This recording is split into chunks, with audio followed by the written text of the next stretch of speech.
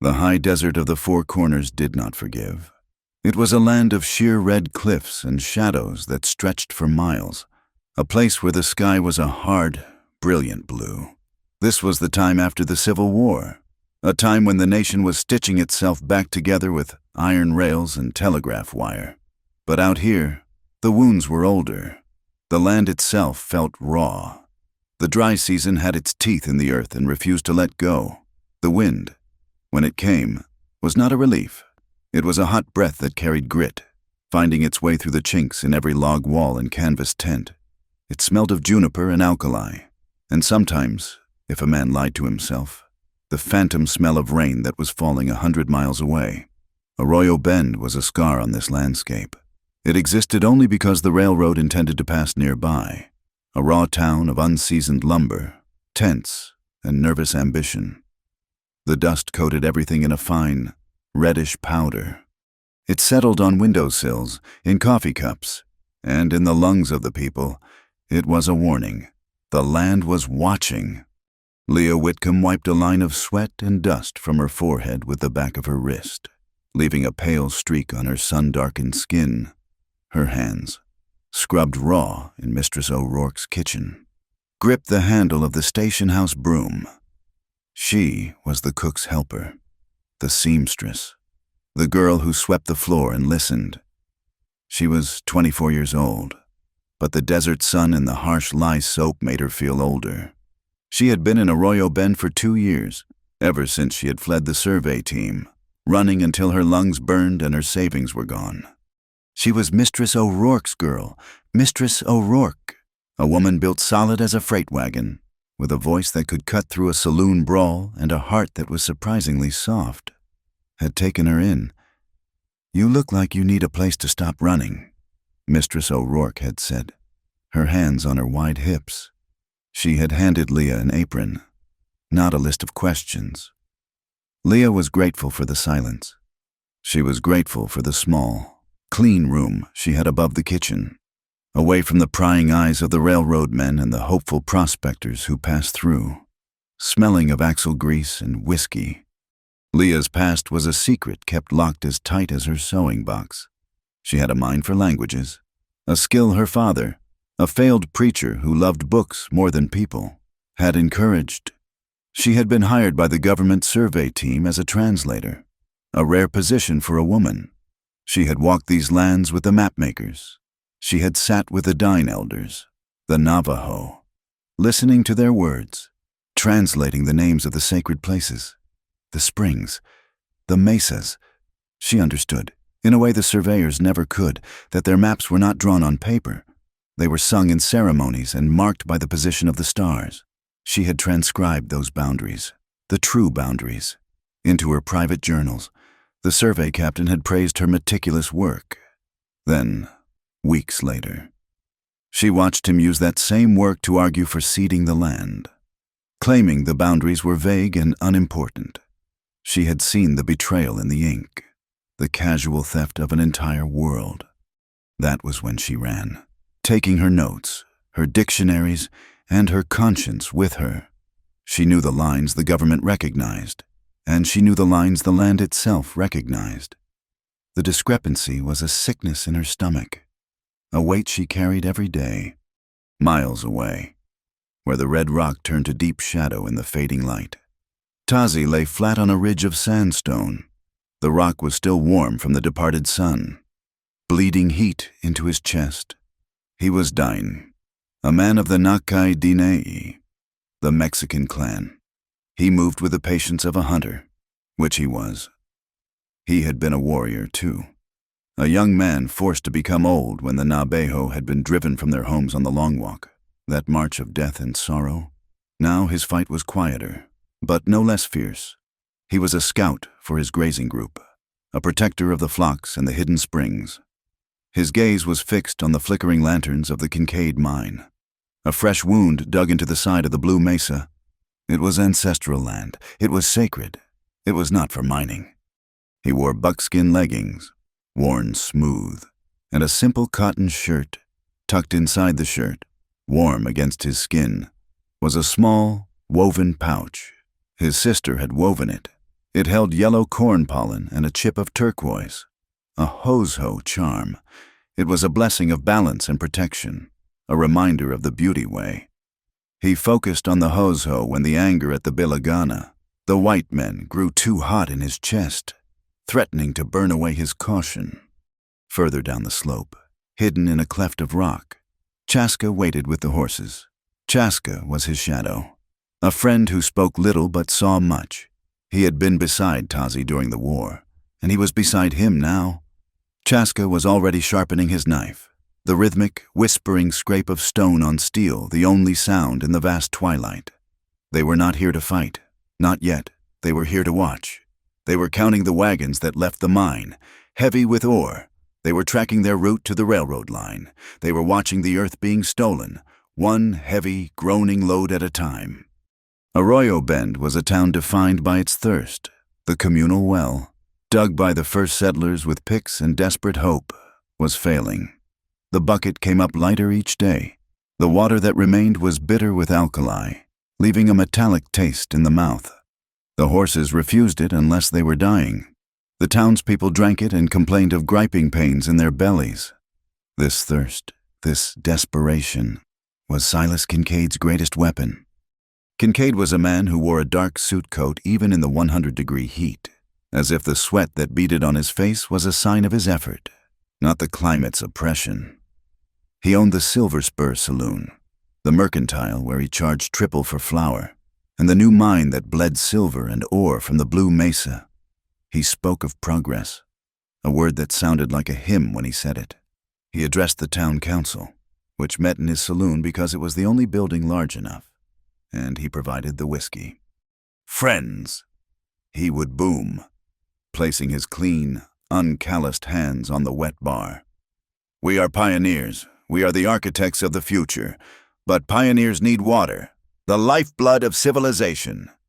The townspeople, their throats dry, would cheer and raise their glasses. "I have the equipment." Kincaid would continue, his voice dropping to a confidential rumble. "I have the knowledge. I will drill a new well, a deep well, at my own expense, water for everyone. All I ask," he would say, raising one finger as if the thought had just occurred to him, "is the cooperation of this fine community, a simple right-of-way, an easement for my wagons, to move my product to the railroad, a small price for prosperity, for life itself." The easement he pointed to on his new, brightly colored map, the one he had pinned over the painting of a naked woman, cut directly across the grazing lands of the Daini. It cut off their ancient path to the winter springs. It was, in effect, a declaration of war. Sheriff Brogan always seconded the motion. Brogan was a large, sloppy man whose authority came entirely from the silver star pinned to his dirty vest. It was rumored Kincaid had paid for the badge, and paid for the loyalty that came with it. Brogan was a bully, quick to use his billy club on a drunk cowboy or a silent native, but noticeably slow to investigate a complaint against the mine. "We cannot let progress be halted by savages," Brogan declared often, spitting a stream of brown tobacco juice onto the dusty floorboards. "Mr. Kincaid is a benefactor to this town. We protect our benefactors." There was quiet talk of paperwork, of contracts. Kincaid had papers, he claimed, official deeds from the territorial office in Santa Fe. He would wave them in the air during his speeches, a sheaf of documents tied with a red ribbon. He never let anyone get close enough to read them. He had the sheriff. He had the promise of water. He believed he had the town, bound and gagged. The night air at the station house was thick with smoke, sweat, and the sour smell of spilled whiskey. The arrival of the evening train was the climax of Arroyo Bend's day. Steam, smoke, and cinders filled the sky, blotting out the stars. The locomotive panted like a great iron beast at the water tower. Leah moved through the crowded, noisy dining room, balancing heavy plates of stew and slabs of cornbread. "Whiskey, girl, and be quick about it," a railroad foreman shouted, his hand closing around her arm. Leah did not flinch. She did not panic. She had learned to be very still. "In a moment, sir," she said, her voice low and steady. She pulled her arm free with a practiced twisting motion that used his own grip against him. Mistress O'Rourke saw it from the kitchen doorway. "You keep your hands to yourself. "Jedediah," she bellowed, and the entire room went quiet, "or your next meal in this house will be served cold, on the ground, with the dogs." The foreman, a big man, turned red, but he grumbled and looked away. Mistress O'Rourke was not a woman to be trifled with. Leah kept moving, kept listening. The talk was loud, full of boasts and drunken plans. The phrase railroad mine contract was passed around like a bottle. It was a partnership, they said. Kincaid provides the ore. The railroad provides the transport. And the territory. Well, the territory provides the land. Everyone was getting rich. The rumors were a greasy film on the air, and Leah felt she could not wash them off. Leah knew a few words of Dinah Bizad. She knew Ya'ati for hello. She knew To for water. She knew Ahehe for thank you. It was not much, but she used the words when the Navajo women came to trade, offering beautifully woven blankets for flour and sugar. It was a small bridge, a sign that she saw them as people, not problems. Mistress O'Rourke approved, setting aside the best cuts of bacon for the women who traveled so far. Leah had seen Tazi at one of these trades, weeks ago. It was not the main market, but a smaller exchange for salt and cornmeal, held in the shade of the cliffs, away from the saloon. He had not been trading. He had been standing apart, his arms crossed, watching the town. He was tall, leaner than the broad-shouldered soldiers and railroad men she was used to. His presence was quiet but absolute. He looked like he had grown from the rock itself. Their eyes had met across the dusty space. It was not a greeting. It was not a challenge. It was a moment of stark acknowledgement. He had seen the way she spoke to the elder woman, the way she handled the trading fairly, using the few words she knew. She had seen the way he watched Sheriff Brogan ride past, his eyes missing nothing, his face a mask of stone. Then, as now, the wind had risen without warning. It lifted the red dust from the ground, swirling it into a thick curtain between the town and the mesa. It was a curtain of red, a warning from the earth, separating two worlds that were about to collide. The well was almost dry. The railroad was laying new track, pounding spikes closer every day. And Silas Kincaid was in his office, studying his false maps, waiting for the precise moment to strike. The sun was not yet high, but the heat was already rising from the stones. Tazi moved low and fast, his moccasins making no sound on the hard, cracked earth. He had found the tracks just after dawn, where the sparse grass near the creek bed had been torn and trampled.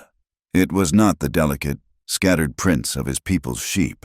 It was the heavy, cloven hoof marks of cattle, shod in iron, American cattle, and they had been pushed hard. He followed the trail up from the lowlands toward the blue mesa.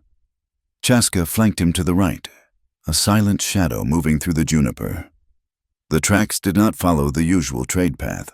They cut straight toward the high pass, a narrow cut in the rock that was forbidden.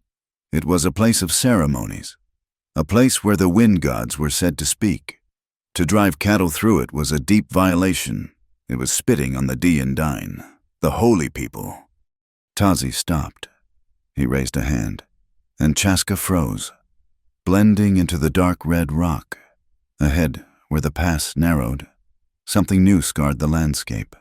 It was a length of fresh pine, white and naked against the ancient sandstone, driven deep into the ground, a surveyor's stake. Tazi approached it slowly. His anger was a cold, hard stone in his belly. This was the Bilagana way. They did not ask. They defiled. Then they claimed. He knelt, examining the wooden marker. It was newly cut, leaking sticky sap that was already trapping the red dust. Branded into the side, low and stark, were 3 letters S.K.M., Silas Kincaid Mining. He pulled the stake from the ground. It had been set deep. It had taken a heavy mallet to drive it. He looked up the pass. There was another stake, 50 yards further, and another beyond that. They were marking the exact path Kincaid wanted, the path Kincaid had already begun to use. He had driven his stolen cattle.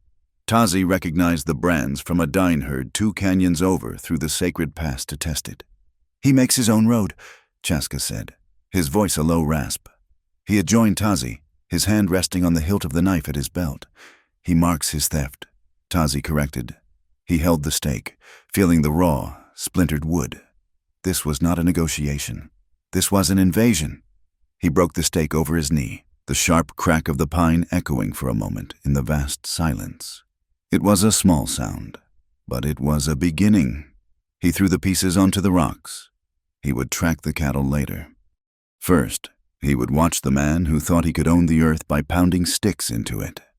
In Arroyo Bend, the heat was trapped between the buildings, thickening the air with the smell of stale beer, hot metal from the smithy, and the ever-present dust. Leah had gone to the post office, which also served as the unofficial land registry, to retrieve the weekly mail for Mistress O'Rourke. The station house owner was expecting a catalog of new stove parts from St. Louis. While Mr. Filson, the telegraph operator and postmaster, sorted through the sack of letters, Leah's eyes drifted to the large map pinned to the wall. It was the official territorial survey map, the one she had helped create.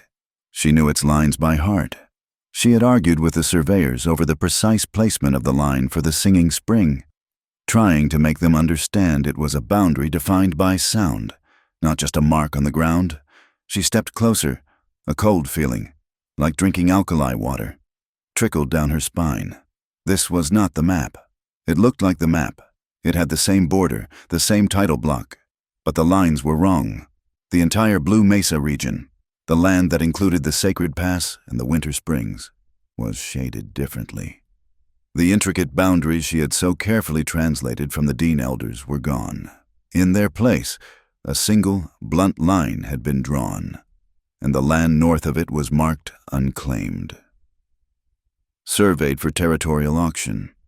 Her work, her translations, the very words of the dying, had been erased. She looked closer, her heart beginning to pound against her ribs. In the bottom corner, covering the old survey notes, was a large, embossed seal pressed into the paper and smeared with red ink. It was the official seal of the territorial court. It looked impressive. It looked final, and Leah knew, with a certainty that made her sick, that it was a lie. The date beside it was only 2 weeks old. This was the map Kincaid had been waving in his speeches. It was a forgery, but a forgery backed by the power of the court. She collected the mail from Mr. Filson, her hands trembling slightly. She said nothing. She walked back into the blinding sunlight of the street. The forged map burned into her memory. She understood now. Kincaid was not just stealing land. He was rewriting history, using the government's own ink. She was climbing the back stairs to her room above the kitchen when she saw the envelope. It was not with the rest of the mail. It had been slipped under her door. It was a cheap, thin envelope with no name on it. Just her room number, number 4, scrawled in black ink. She shut the door, her back pressing against the wood. She tore it open. It was a single sheet of paper. The message was short. "You translated for the surveyors. You know the old lines. Keep your mouth shut. Some things are best forgotten. For your own health and the health of the old woman who keeps you." The words were a physical blow, a threat against Mistress O'Rourke. Leah's breath hitched. She looked at the handwriting. It was an elegant, flowing script, the kind a man of education would use. It was familiar. She had seen it before, on the railroad shipping manifests, on the passenger lists. It was the handwriting of Mr. Dunham, the railroad superintendent. A cold sweat broke out on her skin. The railroad was in on it. But as she turned the paper over in her shaking hands, she saw something else. Pressed into the paper, faint but unmistakable, was an embossed seal. It was not the grand seal of the court. It was a simple, 5-pointed star inside a circle. The seal of the sheriff's office. It was Brogan. It was Dunham. It was Kincaid. It was all of them. They were all holding the same rope, and it was tightening around the town. That night, the Silver Spur Saloon was packed so tight a man could not fall down if he fainted. Kincaid had promised free whiskey, and the announcement of the new well. The air was blue with smoke. Leah and Mistress O'Rourke were both working, bringing trays of beer and food from the station house kitchen to the saloon. A rare arrangement that spoke to the importance of the night. Every man with a vote, or a voice, was here. Silas Kincaid stood on a platform built of beer barrels, his dark suit immaculate. Sheriff Brogan stood beside him, his belly hanging over his gun belt, his hand resting on the butt of his pistol.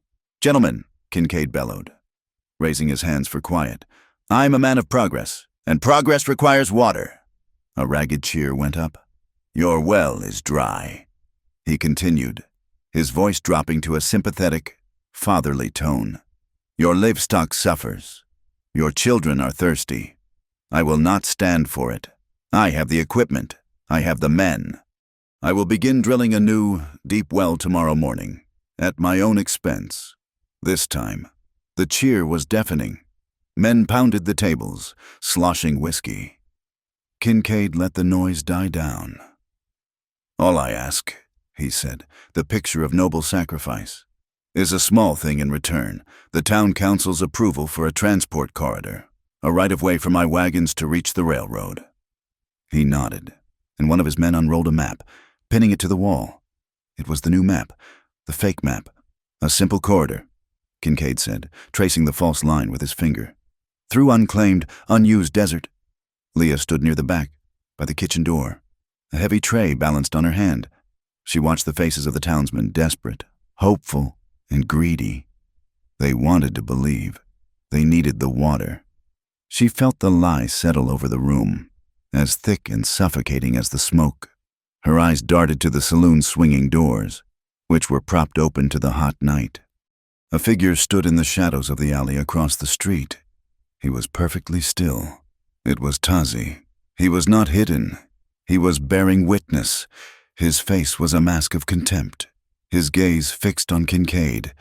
Then his eyes moved, scanning the room, and they found hers. He held her gaze for 3 full seconds. It was the same look from the market. It was an acknowledgement. He saw her. He knew she was the translator. He knew she was watching this lie unfold. His expression did not change, but she felt the weight of his stare. It was not a question. It was a burden. "You see it too." Then, as quietly as he had appeared, he was gone, melting back into the darkness. "Leah, child, get yourself to bed." The saloon was finally empty, save for the passed-out drunks. Mistress O'Rourke was stacking glasses in the station house kitchen, her movements heavy. The night had been profitable, but her face was grim. "He is lying, Mistress O'Rourke," Leah said, her voice barely a whisper. She was scrubbing a pot with a furious, shaking energy. "That map, it is not the real map." Mistress O'Rourke stopped. She sighed, a long, weary sound. She came over and put her large, warm hand on Leah's shoulder, stilling her. "Leah, I saw you watching him, and I saw you looking out that door. I saw that Navajo scout watching you." She turned Leah around to face her. "Listen to me. This is not our fight. This is men's business. This is Kincaid's business, and the railroads, and the government's. It has nothing to do with 2 women running a kitchen." "He threatened you," Leah said, the words catching in her throat. Mistress O'Rourke's eyes sharpened. "What?" Leah pulled the letter from her apron pocket. The older woman read it, her face hardening. She crumpled the paper in her fist. "That coward," she breathed. "He knows I will not be bullied. But you," her expression softened. "You are different. You do not have the layers of fat and bitterness I do." She gave a short, harsh laugh. "Leah, you must burn whatever it is you know. Forget it. Keep your head down. That is how we survive out here. We feed them, we take their money, and we keep our mouths shut." Leah nodded, but her mind was clear. She felt a strange, cold calm settle over her. She was terrified, but she was also angry. Later, in her small room, she did not go to bed. She pulled her old, battered trunk from under her cot, from beneath her spare dresses and her sewing kit. She retrieved a leather-bound journal. It was not a diary. It was her translation ledger from the survey. She opened it, page after page of her neat script, translating Dine Bizad into English. Not just words, but concepts. The legal framework of the land, the definitions of Nahodishgish, the spotted earth, the boundary markers tied to mountains and rivers, the Dine Bikea, the people's land, held in common, not in squares. This was the truth. This was her testimony. Mistress O'Rourke was wrong. Burning it would not make her safe. It would only make her complicit. She held the book to her chest. It was not much, just paper and ink, but it felt as solid and real as a shield. It was her legal charm, her only weapon. The next morning, the sound of heavy hammering echoed from the center of town. Kincaid, true to his word, had already begun work on the new well. The sight of it, the promise of water, changed the town's atmosphere. The desperation was replaced by a nervous, brittle optimism. Then Sheriff Brogan made his move. He strode into the post office at 10 o'clock, flanked by two of Kincaid's mine guards, men who wore their pistols high and obvious. "By the authority of the territorial marshal," Brogan announced, his voice bouncing off the walls. "And for the security of this town's new development, I am hereby securing all federal land office records and incoming mail registries." Mr. Filson, the postmaster, sputtered. "Sheriff, you cannot just—" "I can, and I am," Brogan said, shoving the smaller man aside. He and his men began pulling the old, dusty ledgers from the shelves. They took the original mail logs. They took the old filing cabinet that held the copies of the real survey maps. They were erasing the paper trail. As they loaded the documents into a wagon, Brogan paused. He saw Mr. Filson talking animatedly to two local ranchers, men who gossiped more than any washerwoman. Brogan walked over, spitting tobacco juice near their boots. "It is a strange business, gentlemen," Brogan said, loud enough for the gathering crowd to hear. "It seems some of our most important maps are missing. Stolen, most like." He squinted into the sun, looking pointedly down the street toward the station house. "Heard that station house girl, the one who speaks the savage tongue, was seen out by the trading post. Seen talking to that Dine scout, Tazi, real friendly. I hear." A murmur went through the small crowd. They looked from the sheriff to the new well, and then to the station house. Leah, who had stepped out onto the porch to sweep, felt the sudden weight of their stares. It was not curiosity. It was suspicion. The town, desperate for water, had found its scapegoat. She was the outsider. She was the one who spoke the enemy's language. She was suddenly tribe-sided. She gripped the broom handle, her knuckles white, and retreated back into the shadows of the doorway. The fight had begun, and she was already on the losing side. The suspicion in the town's eyes was a physical weight, pressing Leah into the shadows of the station house. She spent the day scrubbing floors that were already clean, her mind racing. The whispers followed her. When she delivered lunch to the smithy, the men stopped talking. They just watched her, their expressions a mixture of pity and accusation. She was the one who spoke the savage tongue. She was the one Brogan had pointed at. By nightfall, she could not bear the silence or the stares. She felt a cold, desperate need to act. She had to know what Kincaid was doing. She waited until 2 hours past midnight, when Arroyo Bend was steeped in a drunken, exhausted sleep. The only light came from a sliver of moon that washed the red dust in a ghostly silver. She slipped out of the kitchen and into the small stable behind the station house. Mistress O'Rourke kept a placid old mare named Daisy for pulling the supply wagon. Leah saddled her, her hands moving with a fumbling, nervous haste. She did not know where she was going, only that she had to follow the tracks of Kincaid's power. She rode Daisy out of town, keeping to the soft sand of the arroyo to muffle the sound of the mare's hooves. She knew the general direction of the mine. She also knew Kincaid would be moving his stolen ore, but the main wagon road was quiet. This was wrong. Then she heard it, a sound that carried far in the thin night air, the scrape of a heavy wheel on rock and the sharp crack of a bullwhip. It was coming from the north, from the direction of the Forbidden Pass. She urged Daisy forward, climbing a low ridge. Below her, on a trail she had never seen, was a train of 4 heavy wagons. They were not ore wagons. They were covered, moving with a grim purpose, flanked by 6 armed riders. This was it. This was the secret. She was terrified, but she was also right. She followed. For nearly an hour, she kept a safe distance, letting the wagon train's own noise cover her. The moon was bright, and she used the deep shadows of the juniper trees and the tall sandstone hoodoos as cover. She felt a wild, reckless energy. This was the proof. She would see what they were carrying, ride back, and tell who she had no one to tell. The thought sobered her, but she kept riding. She grew careless. As she urged Daisy over a patch of loose gravel, the mare's iron shoe struck a stone. A sharp clink that split the night. The last rider in the wagon train reined in. "Who's there?" he shouted. Leah froze. Her heart hammered against her ribs so hard it hurt. "Saw something. Up on the ridge," the rider called to the wagon boss. "Go check it," came the reply.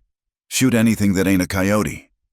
Leah saw the dark shape of the rider detach himself from the wagons and start up the slope toward her. She yanked Daisy's reins, turning the mare so fast the animal stumbled. She kicked her heels, sending the mare into a clumsy, panicked gallop. A shot rang out, a flash of orange fire in the dark. The bullet whined past her ear, so close she felt its heat. "It's a rider," the man roared, and she heard 2 more horses break from the wagon train, their hoofbeats thundering in pursuit. Leah was not a natural rider, and Daisy was not a fast horse. She raced across the open, moonlit flat, a perfect target.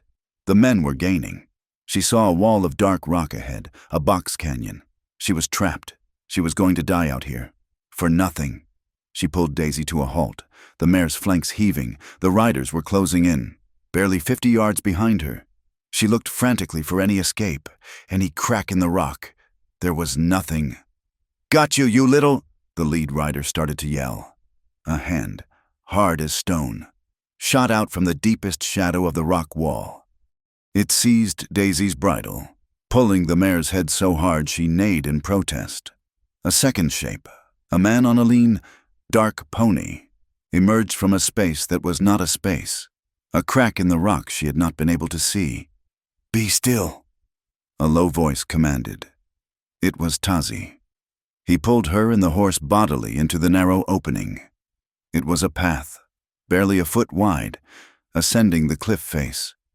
He put his own pony behind her, blocking her in. "Move," he said, and slapped Daisy's rump. The mare scrambled up the steep, rocky track. Leah clung to the saddle horn, her eyes shut. Below, she heard the rider skid to a stop at the rock wall. "Where'd she go? Must be in here, get a lantern. It's a box canyon. She ain't gone nowhere." But they were gone. Tazi guided the horses up the shepherd's trail, a path his people had used for 1,000 years, a path invisible to the white men below. They climbed for 10 minutes, the wind whistling around them, until they reached a high, hidden ledge. He stopped, and Leah nearly fell from the saddle, her body shaking so violently she could not speak. He dismounted in one fluid motion. He stood in front of her, the moonlight catching the hard planes of his face. He was not angry. He was something colder. "You are a fool," he said, his voice flat. "They were," Leah gasped, trying to find her breath. "The wagons. I was following them. You were being herded like a sheep to slaughter," he said. He looked at her, his eyes moving over her simple dress, her trembling hands. "You know nothing of this land. You run in the light. You make noise. You would have been dead. For what?" The coldness in his voice snapped her fear into anger. "For proof," she said, her own voice shaking but gaining strength. "They forged the maps, Kincaid and the sheriff. They stole the real ones from the post office. I need proof to show the law." Tazi let out a short, harsh laugh. "Your law? Your Bilagana paper law. Your paper is the wind. Kincaid has paper. Brogan has paper. They use your paper to light their cigars." "They use it to wrap the land and steal it. Not all paper," she insisted, sitting up straighter. "I have my own, my translation journal. The real boundaries, the ones your elders gave me. If I can match that with his shipping orders, with his deeds, I can prove the forgery. The law will have to listen. The law listens to the man with the most guns, Tazi said. He turned away from her and looked down into the canyon. The truth is not in your book. The truth is in the rock, in the water, in the memory of the Dine. This land knows who it belongs to. Your paper will not stop what is in those wagons. What is in them? She asked. He looked at her, his gaze sharp. He is not just using the pass, translator. He is going to widen it. Dynamite, she breathed. He nodded. He led his pony to the other side of the ledge. Come, you want your paper proof? I will show you where it sleeps. He led her down another narrow path. They left the horses tied in a small, hidden grove of piñon. They crept on foot to the edge of a dry wash, a mile from where the chase had begun. Below them were the 4 wagons, pulled into a circle. The men had built a small fire. 2 guards stood near the largest wagon. Tazi pointed. They were close enough to read the stenciling on the heavy wooden crates being unloaded. S.K.M. Silas Kincaid Mining. And beside it, a smaller mark, a railroad shipping stencil. The one Leah had seen on freight manifests. The crate was clearly labeled in black paint dynamite. He is going to blast the pass, Leah whispered, the horror of it settling on her. It is a sacred place, Tazi said, his voice a low growl of fury. He is not making a road. He is murdering the land. They watched for a long time. Tazi's patience was absolute. He was a stone. Leah felt her own impatience, her white impatience, her need to do something. But she stayed still, learning from his silence. As they were preparing to leave, creeping back toward the horses, Leah saw one of the pack mules. It was tied to a wagon wheel, forgotten. It was painfully thin, and the harness had rubbed a raw, open sore on its back. While Tazi scanned the camp, Leah, moving on pure instinct, slipped away from him. She approached the mule from its blind side, murmuring, "Easy, easy now." The animal flinched, but was too tired to resist. Tazi turned, his hand reaching for his knife. Thinking she had been seen, he saw her by the mule. She had pulled a small tin from her pocket. Salve. She had a clean scrap of cotton, likely from her sewing box. She spoke in a low, crooning voice to the animal, a voice he had not heard from her, and gently, so gently, she began to clean the wound. Her hands were steady. They did not tremble now. Tazi watched her. He had seen her as a frightened woman, a fool running in the dark. He had heard her speak of paper and law, words that meant nothing. Now he saw this. He saw her hands, bringing comfort to a suffering animal, an enemy's animal, for no reason other than to ease its pain. Dying women had hands like that, healing hands. He said nothing, but his judgment of her shifted. They rode back toward Arroyo Bend in the cold hour before dawn. They did not speak. As the first pale gray light touched the sky, Chaska emerged from the rocks near the edge of town. A ghost. He spoke quickly to Tazi and Din Bizad. Tazi's face, already grim, became a mask of cold rage. He turned to Leah. "You were right not to trust your sheriff. He has not been sleeping." "What? He has issued a warrant for your arrest." Leah's blood went cold. "For what I have done, nothing?" "For stealing territorial documents," Tazi said, his mouth twisting in a bitter smile. "He claims you stole the maps. The ones he took. He told the town you are a conspirator, a spy, that you are giving secrets to me." "I have to go back," Leah said, panic rising in her. "Mistress O'Rourke. She is in danger. He threatened her." "You cannot go back," Tazi commanded. "They will put you in a cell, and Kincaid will have you silenced. I have to." She did not wait for his reply. She kicked the tired mare into a trot and rode straight for the back alley of the station house. Tazi cursed, low and fluid, in his own language. He and Chaska followed, keeping to the shadows. Leah stumbled into the kitchen. It was dark, the fires not yet lit. Mistress O'Rourke. The older woman appeared in her night rail, a shotgun in her hands. "Leah, my God! Child, where have you been? Brogan was here, not an hour ago, with 2 men. He tore your room apart." "He knows," Leah panted. "I know about the dynamite. I saw it. He has a warrant. Leah, he calls you a thief and a traitor. He says you are in league with the Navajo." Mistress O'Rourke grabbed her arm. "There is no time. He will be back. He is watching the house." She pulled Leah into the pantry and shoved aside a heavy sack of flour, revealing a trap door. "The coal cellar. Get in. It is the only place he will not look. But do it, child. Now." Leah climbed down into the black, dusty hole. The smell of coal and damp earth filled her nose.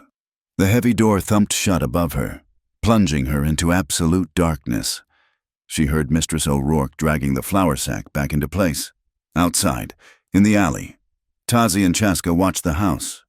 Chaska spoke again, his voice urgent. "He is splitting his forces.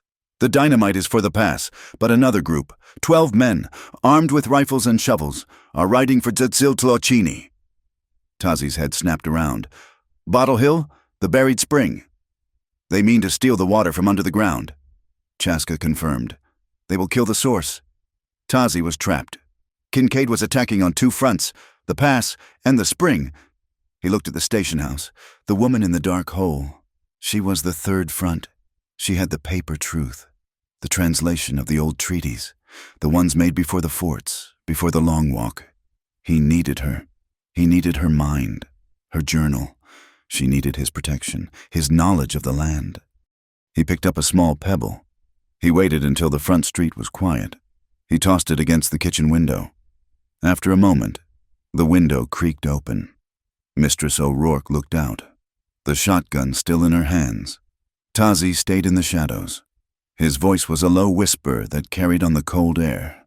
"Tell her," he said, "when it is safe. Tell her I know where the dynamite is, and I know they ride to Bottle Hill to steal the ancient spring." He paused.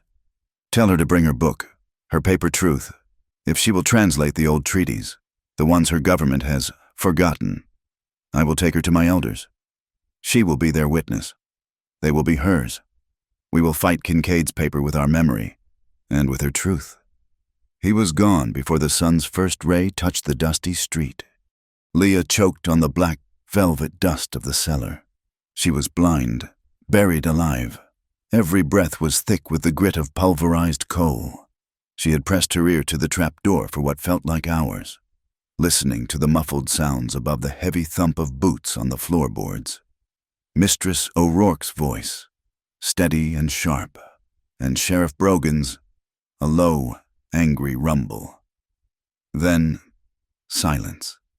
A silence that stretched so long she began to fear Brogan was still up there, waiting, listening for her to make a sound. The trapdoor scraped open. A rectangle of gray. Pre-dawn light fell on her face. Mistress O'Rourke was a large silhouette, her face invisible. "He is gone," she whispered, her voice rough. "He is posting men at the edge of town, but he has gone to the saloon." Leah scrambled out, her hands and knees black, her face smeared. She coughed, a dry, painful hack. Mistress O'Rourke did not waste time. She grabbed Leah's arm, her grip hard. "The Navajo was here, in the alley.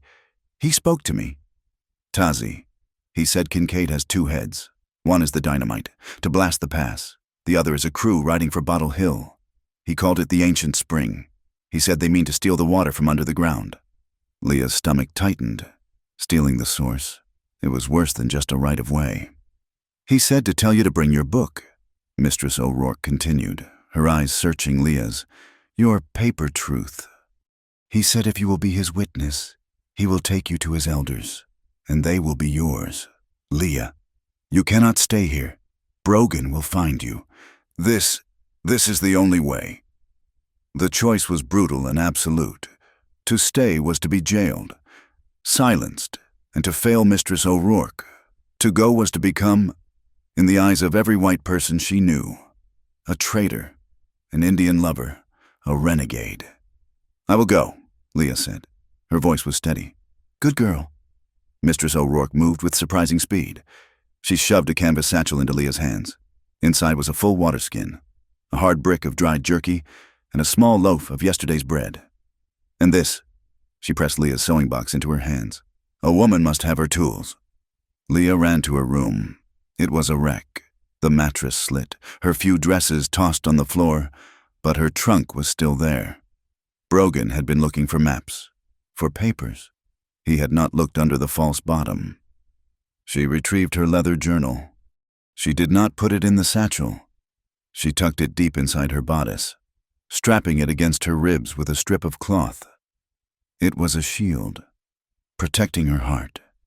Mistress O'Rourke held her for one hard second. Do not be a fool, Leah, but do not be a coward. Survive. Leah slipped out the back door, a ghost in the gray light. She ran, low and fast, toward the deep cut of the arroyo, her lungs burning, not with coal dust, but with fear. He was there, as promised. He and Chaska. They were not men, but two shadows that had merged with the rock. Two lean ponies stood with them, their heads down. Tazi held the reins of one out to her. He did not greet her. He did not ask if she was ready. He just nodded, his face impassive. She took the reins and mounted. They rode for 3 days. The first day was a lesson in insignificance. Tazi led them away from all trails, into the high, broken badlands. The sun was an enemy, a white fire in the sky that baked the earth and blurred the horizon. Leah's riding skirt, so practical in town, was a hot, heavy burden. Her skin burned. By midday, the wind rose. It did not come gently. It hit them like a solid wall, a screaming red force that blotted out the sun. The world vanished in a choking cloud of sand and grit. Off the horses! Tazi bellowed over the roar. Now! He pulled her from the pony, dragging her behind a low shelf of rock. They huddled there for 4 hours, their backs to the wind, horses trembling behind them. Leah pulled her shawl over her mouth, but the sand found its way in, grinding between her teeth, coating her throat. She coughed until her ribs ached. Tazi sat beside her, his blanket pulled over his head. So still he might have been another stone. He did not fight the storm. He endured it. When the wind finally passed, the world was raw, scoured clean, and alien. The sky was a pale, bruised purple, and the water in Leah's skin was half gone, drunk by the hot, dry air. That night, they made a cold camp in a deep wash. Tazi would not allow a large fire. Only a handful of dry juniper twigs that burned with more heat than light, hidden between 3 stones. The silence of the desert was vast, a ringing in her ears. Leah felt the need to fill it, to prove she was more than just a burden. My mother, Leah said, her voice sounding strange and thin. She planted a garden, back east, roses and climbing ivy. She would have thought this land was cursed. Tazi looked at her, his expression unreadable in the tiny flicker of the fire. She died, Leah continued, needing to finish. Fever. I was 16. She taught me to sew. She said a woman with a needle is never helpless. Tazi fed another twig to the fire. He was quiet for so long that Leah felt a flush of shame for her pointless words. The soldiers came in the winter, he said finally, his voice low, pitched so only she could hear. He did not look at her. He looked into the darkness beyond their small light. They burned our hogans. They burned our peach trees, the ones my grandfather's grandfather planted. They pushed us into the snow. We walked until our feet were bloody. The old ones, the children, they fell. We were not allowed to stop to bury them. He picked up a handful of the red sand and let it run through his fingers. They put us in a place at Bosque Redondo. They said it was a reservation, a new home. The water was bad. It poisoned us. The ground was alkali. Nothing grew. It was a prison built to kill us slowly. He looked at her, his eyes black holes in the dark. My first sister died there. My mother's mother died there. I learned to fight there, not with a rifle. With this. He tapped his temple. I learned to watch. I learned to remember. We came back. Not all of us, but we came back. This land is not cursed. Bilagana woman. It is our mother. We fight for it because it holds the bones of our family. That is why we do not let men like Kincaid break it. It is not paper. It is us. Leah said nothing. She had no words. Her small, personal grief felt like a single raindrop in his ocean of loss. She finally understood. This was not a dispute. It was a war for survival. The second night, the cold found them. They were higher now, on a wind-swept mesa. The day's heat vanished the moment the sun set, replaced by a biting, penetrating cold that found its way through her clothes and into her bones. She began to shiver, a deep, uncontrollable shaking. Tazi watched her, his expression grim. He got up. He began to build a low wall of stones, a U-shape, blocking the wind. "Here," he commanded. He made her lie down in the small shelter. He took several flat stones and placed them in their small fire. When they were hot, he wrapped them in scraps of canvas and placed them by her feet and at her back. He then took his own heavy buffalo robe, the one that smelled of smoke and pine, and spread it over her. He lay down on top of it, his back to her, close but not touching, a solid wall of warmth that blocked the last of the wind. Leah stopped shaking.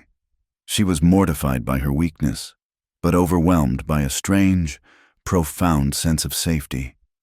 He had saved her from the cold, not with kindness, but with blunt, impatient efficiency. She slept. In the cold gray light of morning, she awoke stiff but alive. Tazi was already up, checking his gear. Leah saw him pulling at a strap on his saddle. It was old. The leather cracked, and the stitching had split wide open. "That is not safe," she said. He grunted, yanking on it. "It will hold." "No, it will not. It will break when you need it most." She got up and went to her satchel. She pulled out her sewing box. She took out her smallest awl, a thick needle, and her spool of heavy, waxed linen thread. "Let me," she said. He looked at her hands, still dark with coal dust, then at the tiny needle. He was skeptical, but he stepped aside. Leah sat on the cold rock. Her fingers were numb, but they knew the work. She punched new holes with the awl, then began to stitch the heavy leather.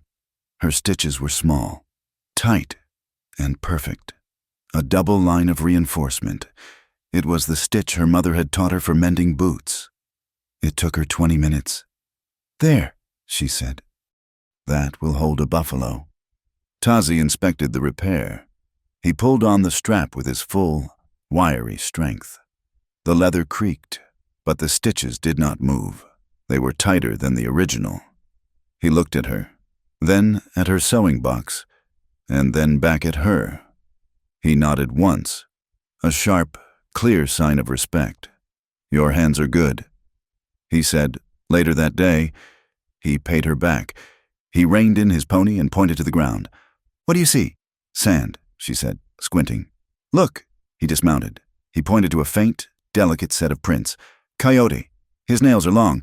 See the drag mark?" "He is old, and he is hungry. He is traveling light." He moved a few feet. "This, a shod horse, traveling fast. See how the sand is thrown forward? He passed this morning, going east, toward the railroad." He taught her to read the earth. He showed her the difference between a deer's track and a sheep's. He showed her how a broken twig, the age of a horse's dropping, the scrape of a metal boot heel on stone, all told a story. "You read your paper book," he said. "I read this. This book does not lie." On the third day, Kincaid found them. They were moving through a narrow, winding canyon, the red walls rising 1,000 feet on either side. A rifle shot cracked, echoing like thunder. A piece of sandstone exploded from the wall, 6 inches from Leah's head, stinging her face with the rock dust. "Back!" Tazi roared. He grabbed her rein, pulling her pony and his own behind a massive slab of fallen rock. Another shot, then a third. They were high above, 2 men on the canyon rim, pinning them down. "They must have followed us from town," Leah whispered, her heart pounding. "They followed you," Tazi said, his voice flat and angry. "You ride heavy. You still think like you are on a road." The men on the rim were yelling to each other, trying to get a better angle. They were trapped. Then, from a different ridge, a ridge behind the gunmen, a single column of thick, white smoke rose into the clear blue sky. It hung for a second, then was followed by 2 more quick, distinct puffs. The gunmen saw it. They stopped shooting. "What the hell is that?" one shouted, his voice drifting down. "Is that Brogan's signal?" "Chaska," Tazi said, a small, grim smile touching his lips. He was already swinging onto his pony. "He has their attention. Now we ride fast." He did not wait for her. He kicked his pony into a gallop, and Leah had no choice but to follow, her head low, racing out of the canyon as the confused gunmen tried to figure out who was behind them. Tazi led her on a new path, up a steep, difficult trail. He did not stop until they were high on a windswept mesa. He dismounted at a place that looked like any other jumble of boulders. "Here," he said. "This is the proof you wanted." He led her to a large, flat-topped rock. It was covered in petroglyphs, carvings chipped into the dark desert varnish. She saw spirals, bighorn sheep, and a line of figures. "This is not a map," she said. "It is more than a map," he said. "It is the Nahodishgish, the ceremonial rock. It marks the boundary for the Blessing Way. My grandfather's grandfather made his prayers here." He pointed to a large spiral. "From here," he said, "to the Blue Mesa, to the Bottle Hill Spring, to the Singing Canyon, this is our Dainebikeya. This is our deed." Leah felt a chill run down her spine. She unbuttoned her bodice and pulled out her journal. She flipped through the pages, her fingers tracing her own careful script. "Here," she whispered, her voice full of awe. She read from her own notes, her translation of the elder's words from 2 years ago. "The boundary is marked by the rock of the spiral, in the shadow of the twin hoodoos, facing the Blue Mesa." She looked up, from her book to the rock. "It is the same. My paper matches your stone." For the first time, Tazi looked at her with something more than suspicion. It was respect. "Your paper, it remembers the truth," he said. As dusk fell, they saw a single hogan nestled in a fold of the hills. Smoke rose from its center. "My sisters," he said. A woman came out, wiping her hands on an apron. She was tall, like Tazi, her black hair pulled back, her face strong and guarded. She wore a heavy necklace of silver and turquoise. She looked at Leah, and her eyes were cold. Tazi spoke to her in Daine Bizad.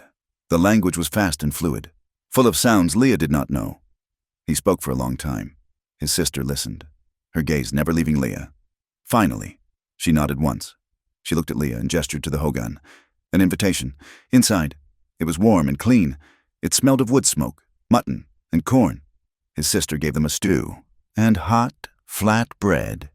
Before they ate, she took a small pouch from a rafter. She dipped her finger inside and pulled out a pinch of yellow corn pollen. She touched it to the 4 main posts of the hogan, murmuring a prayer. Then she touched it to Tazi's forehead. After a long pause, she stepped in front of Leah. She looked into her eyes, then touched the pollen to her forehead as well. A blessing of peace. Hos-ho. Leah felt the tension of the last 3 days, the fear, the running, the cold, all fall away. She was safe. She was also a traitor. The thought came unbidden. She was sitting in a Navajo hogan, blessed by a Navajo woman, preparing to fight her own people. Tazi was watching her. He had brought a white woman, a spy in the eyes of many, into his family's home. He was breaking his own laws, risking his own place. The alliance that held them together was a fragile, dangerous thing. Late that night, Chaska slipped into the hogan like a puff of smoke. He was carrying a canvas-bound ledger. "From the men on the ridge," he said.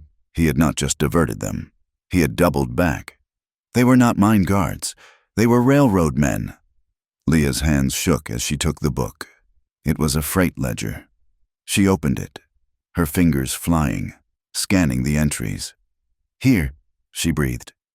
"Look, October 10th, Tazi and Chaska leaned in. Shipment 6 crates. Mining equipment, consignee Silas Kincaid Mining. Approved by T. Dunham, Superintendent. Note held at Arroyo Bend Station by request of Sheriff Brogan for security review." Leah looked up, her eyes wide with a terrible understanding. October 10th, that was the day he seized the post office. He said it was for security. He was securing his dynamite. It is all here. Dunham, Brogan, Kincaid. Paper-proof. Tazi said.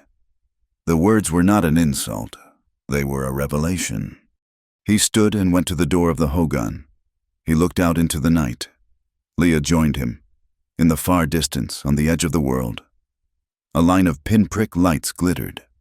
A plume of black smoke, catching the last of the starlight, rose against the dark sky. It was a construction train, working through the night.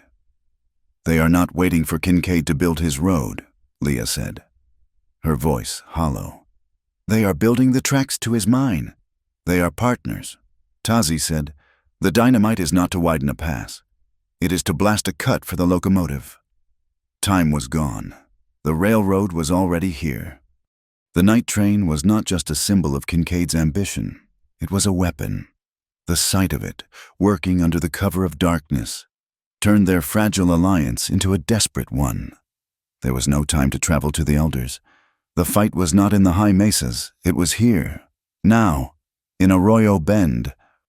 We must go back, Leah said, her voice hard.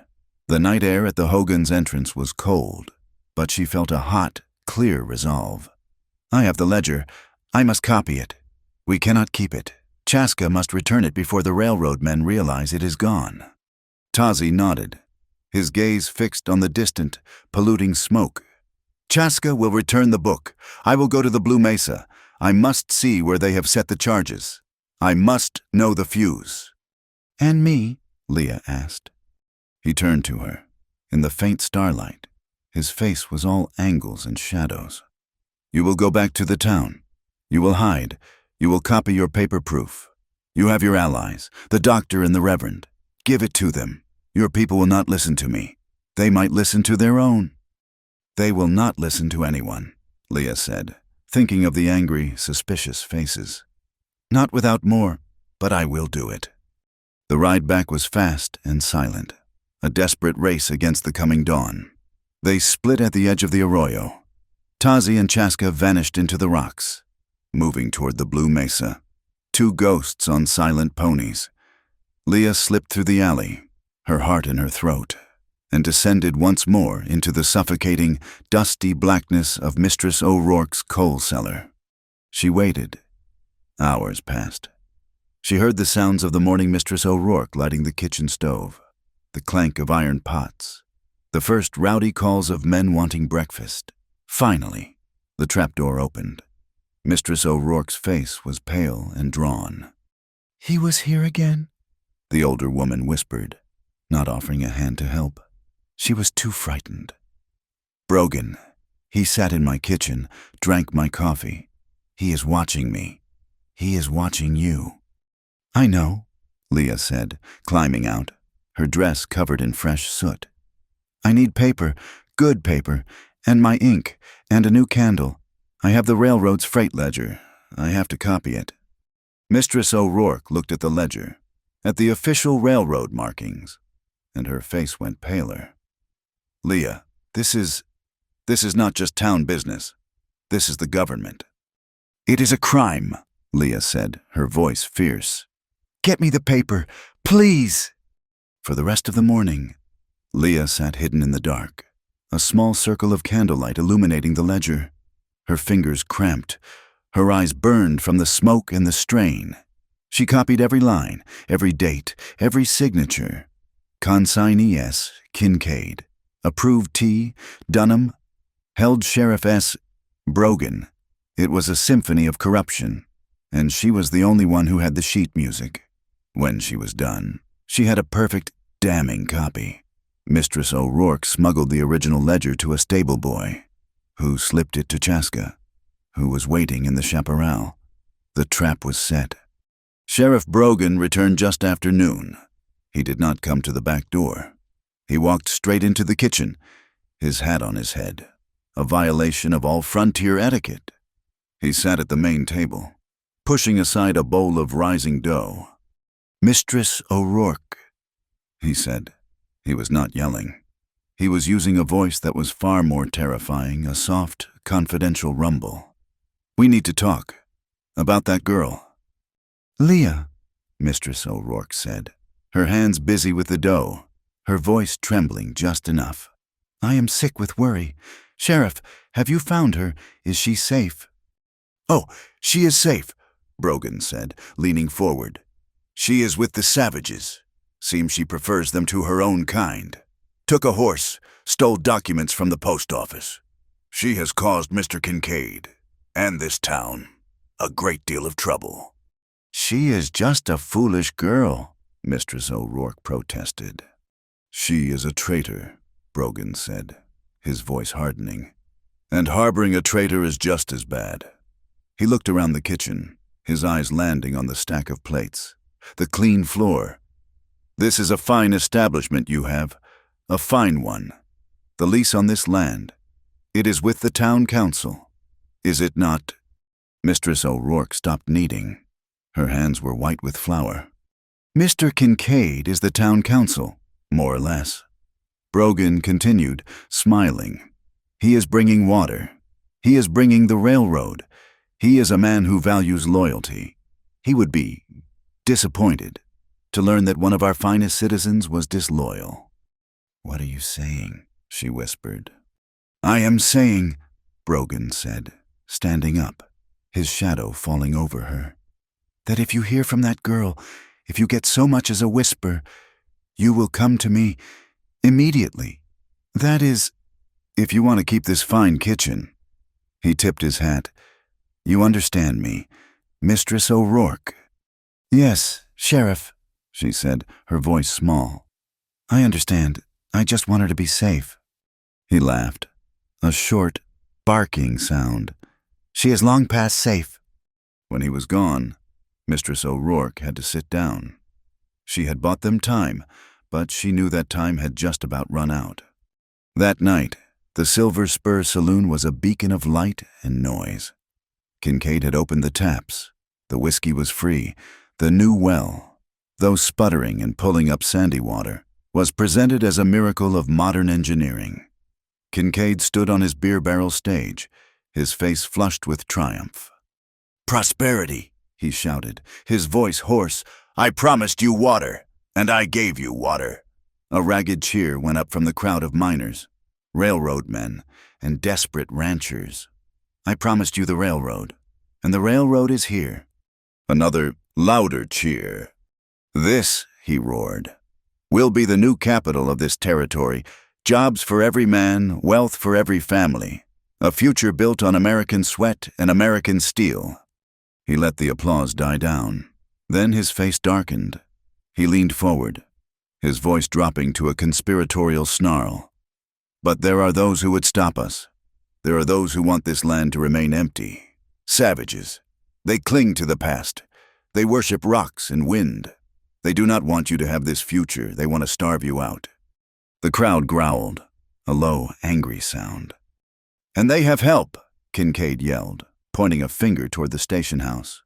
"A spy. A woman who shared our bread and then betrayed us. Leah Whitcomb, she fled to them. She stole your maps. She conspires with them, even now, to stop the railroad, to turn off your water, to destroy your future." A man in the back yelled, "Traitor!" Another shouted, "Hang her!" Kincaid had done it. He had taken all the town's fear of the drought, their poverty, their prejudice, and he had given it a face. Leah's face. Leah, hidden in the cellar, could not hear the speech, but she knew she could not wait. She had to move. When Mistress O'Rourke finally came down, her face was ashen. "He has turned them into a mob," she said. "You cannot stay here. You cannot even be here." "I am leaving," Leah said. "I have to find the doctor and the reverend. They are the only ones left who listen to reason." Disguised in a dark, heavy shawl that smelled of mothballs, Leah slipped out of the cellar and ran, keeping to the deepest shadows, toward the small office of Dr. Miles. She found him boiling instruments over a small flame. He was an old man, weary to his bones. "Leah," he said, dropping a forceps with a clatter. "Child, you must be insane. The whole town is hunting you. Brogan has a $20 bounty on your head." "Please, doctor," she panted. "You have to listen. It is Kincaid. It is all of it a lie." She pulled her journal from her bodice and the neatly copied ledger from her skirt pocket. She spread them on his desk. "This is my translation," she said, pointing to the journal. "The real boundaries, the ceremonial rock, and this." She tapped the copied ledger. "This is the railroad's own record. It proves Kincaid, Brogan, and the superintendent are all in it together. Brogan used his badge to seize the dynamite for Kincaid. They are going to blast the pass. They are going to steal the Bottle Hill Spring." Dr. Miles read the ledger. He was a slow, meticulous reader. His face, already pale, turned the color of ash. "The 10th, he whispered. "I remember the 10th. That was the day Kincaid's secretary, Mr. Harris, came to me. Shakes, delirium. The man is drinking himself to death. He was terrified." "Harris?" "Kincaid's clerk, the one who handles all his papers." The doctor looked up, his old eyes suddenly sharp. "We must see the Reverend." They found Reverend Hawthorne in the empty church, praying. He was a young man, and the frontier had tested his faith. He listened, his hands steepled, as Leah told her story, as the doctor pointed to the ledger. "It is a conspiracy," the Reverend said, his voice hollow. "An abomination, using the law to commit such a theft." "What do we do?" Dr. Miles asked, wringing his hands. "We are 3 people. Kincaid is the town." "We need more proof," Leah said, her voice hardening. The chase, the cold, the fear. It had burned away her hesitation. "We need the man who faked the documents. We need Harris." As she spoke the words, the church doors burst open. A drunk rancher, his face slack, pointed at her. "There it is her, I seen her, the traitor, she is with the preacher." He turned and bellowed into the street. "She is here in the church, I found her." The sound of boots and angry yells erupted from the saloon. "Get her!" It was Brogan's voice, cutting through the din. "Run! Leah, through the back!" the Reverend shouted, moving to block the aisle. Leah ran.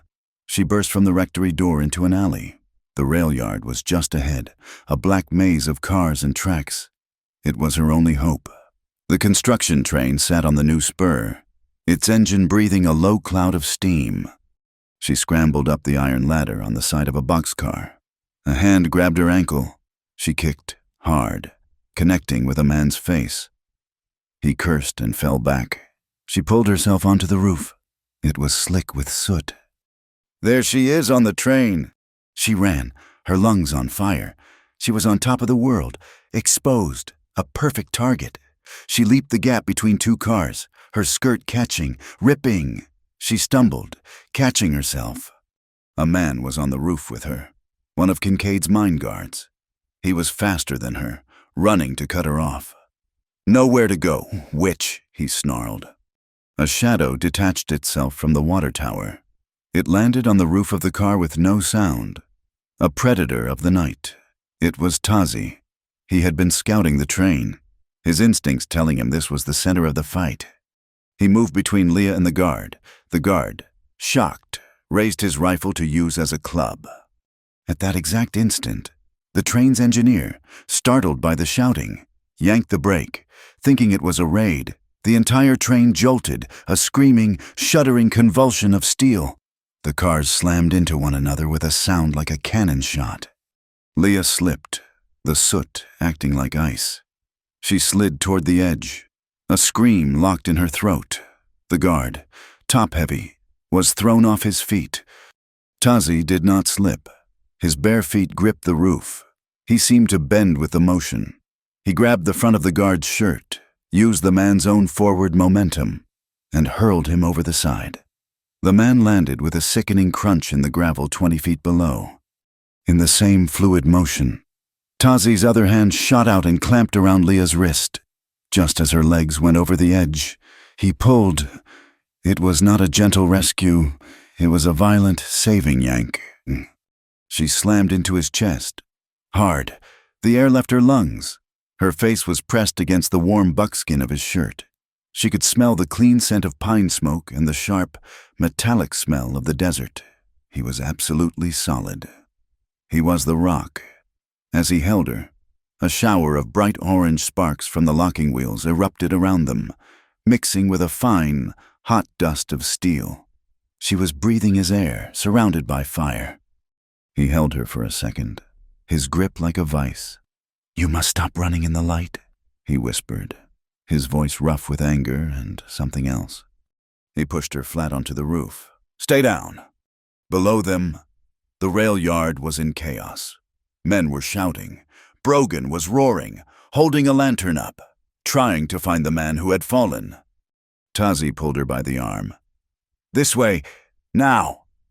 They dropped off the opposite side of the train, into the deepest shadow, and vanished into the maze of tracks. They met Chaska in a collapsed, abandoned smithy at the edge of the rail yard. He was not alone. He had a small, trembling man with him, who reeked of stale whiskey. "Harris," Chaska said simply. He had seen the commotion at the church and, with perfect logic, had gone straight to the one man they needed. "I do not know anything," Harris stammered, his eyes wide with terror. "Please, I just want a drink." "You know about the seal, Mr. Harris," Leah said. She was covered in soot. Her hair was wild, her dress was torn. She looked more dangerous than he did. The seal, the territorial court seal," she said, stepping closer. "The one you used to forge Kincaid's map." Harris collapsed, sitting on a rusted anvil, and began to sob. "He made me, Kincaid. He said it was just a formality, just paperwork to satisfy the railroad investors in the East. He had the counterfeit seal, a duplicate made in Santa Fe. He said no one would ever know. He called it a ghost contract." "Where is the seal?" Leah demanded. "In his office, in the safe. He is a monster," Harris whispered, pulling a flask from his pocket. "He is moving everything up. The investors are arriving in 3 days. He told the foreman to set the final charges. They are going to blast the pass the day after tomorrow." The words hung in the dusty, dark smithy. 2 days, Leah said, looking at Tazi. The terror of the chase, the solid feel of his hand on her wrist. It all focused into one sharp point. 2 days, Tazi repeated. His face was grim. The Reverend and Dr. Miles stumbled in, out of breath. "We lost them," the doctor panted. "But the town is a hornet's nest. They are forming a posse to hunt you." "It does not matter," Leah said, pointing to Harris. "We have him. He confessed, but the blast is in 2 days." Tazi looked at the strange, desperate group, the weeping clerk, the shocked doctor, the grim reverend, and the soot-covered translator. "This is what we do," Tazi said, his voice taking command. "Chaska, you will take this man," he nodded at Harris, "and you will keep him in the hills. He is our only voice. Doctor, Reverend, you must go back. You cannot fight Kincaid's guns. You must fight his lies. Do not talk about the dine. They will not listen. Talk about the water. Tell them Kincaid is not just stealing our spring at Bottle Hill. He is stealing their future. Tell them he is a thief, not a savior." He looked at Leah. His gaze was steady, and for the first time, it held no doubt. It was the look of a partner. "You and I, we go to the Blue Mesa. He has paper. He has guns. But we have the truth. And we have the land. We will stop the dynamite." The sky had been a flat, metallic gray all day, pressing down on the land with a suffocating, heavy stillness. The air, usually so dry, was thick and wet. It did not smell of rain. It smelled of ozone and damp, ancient dust. As Leah and Tazi rode hard toward the Blue Mesa, the first drop hit. It was not a gentle mist. It was a single, fat drop that struck the sandstone in front of them with a splat, raising a puff of red dust. Another followed, and another. Within 5 minutes, the world dissolved. It was not rain. It was a deluge, a solid sheet of gray water falling from the sky. The heavens opened, as if the long, agonizing drought had finally broken the sky's heart. The wind howled, driving the water in horizontal sheets. Within minutes, the dry, cracked earth was a slick, red mud. The dry washes and arroyos, which had been dusty roads, began to hiss. "This way, the high ground!" Tazi yelled, his voice barely audible over the roar. He grabbed the rein of her pony, pulling her up a steep, rocky game trail. The trail became a small river.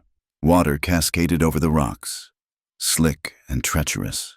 Their ponies stumbled, their hoofs finding no purchase.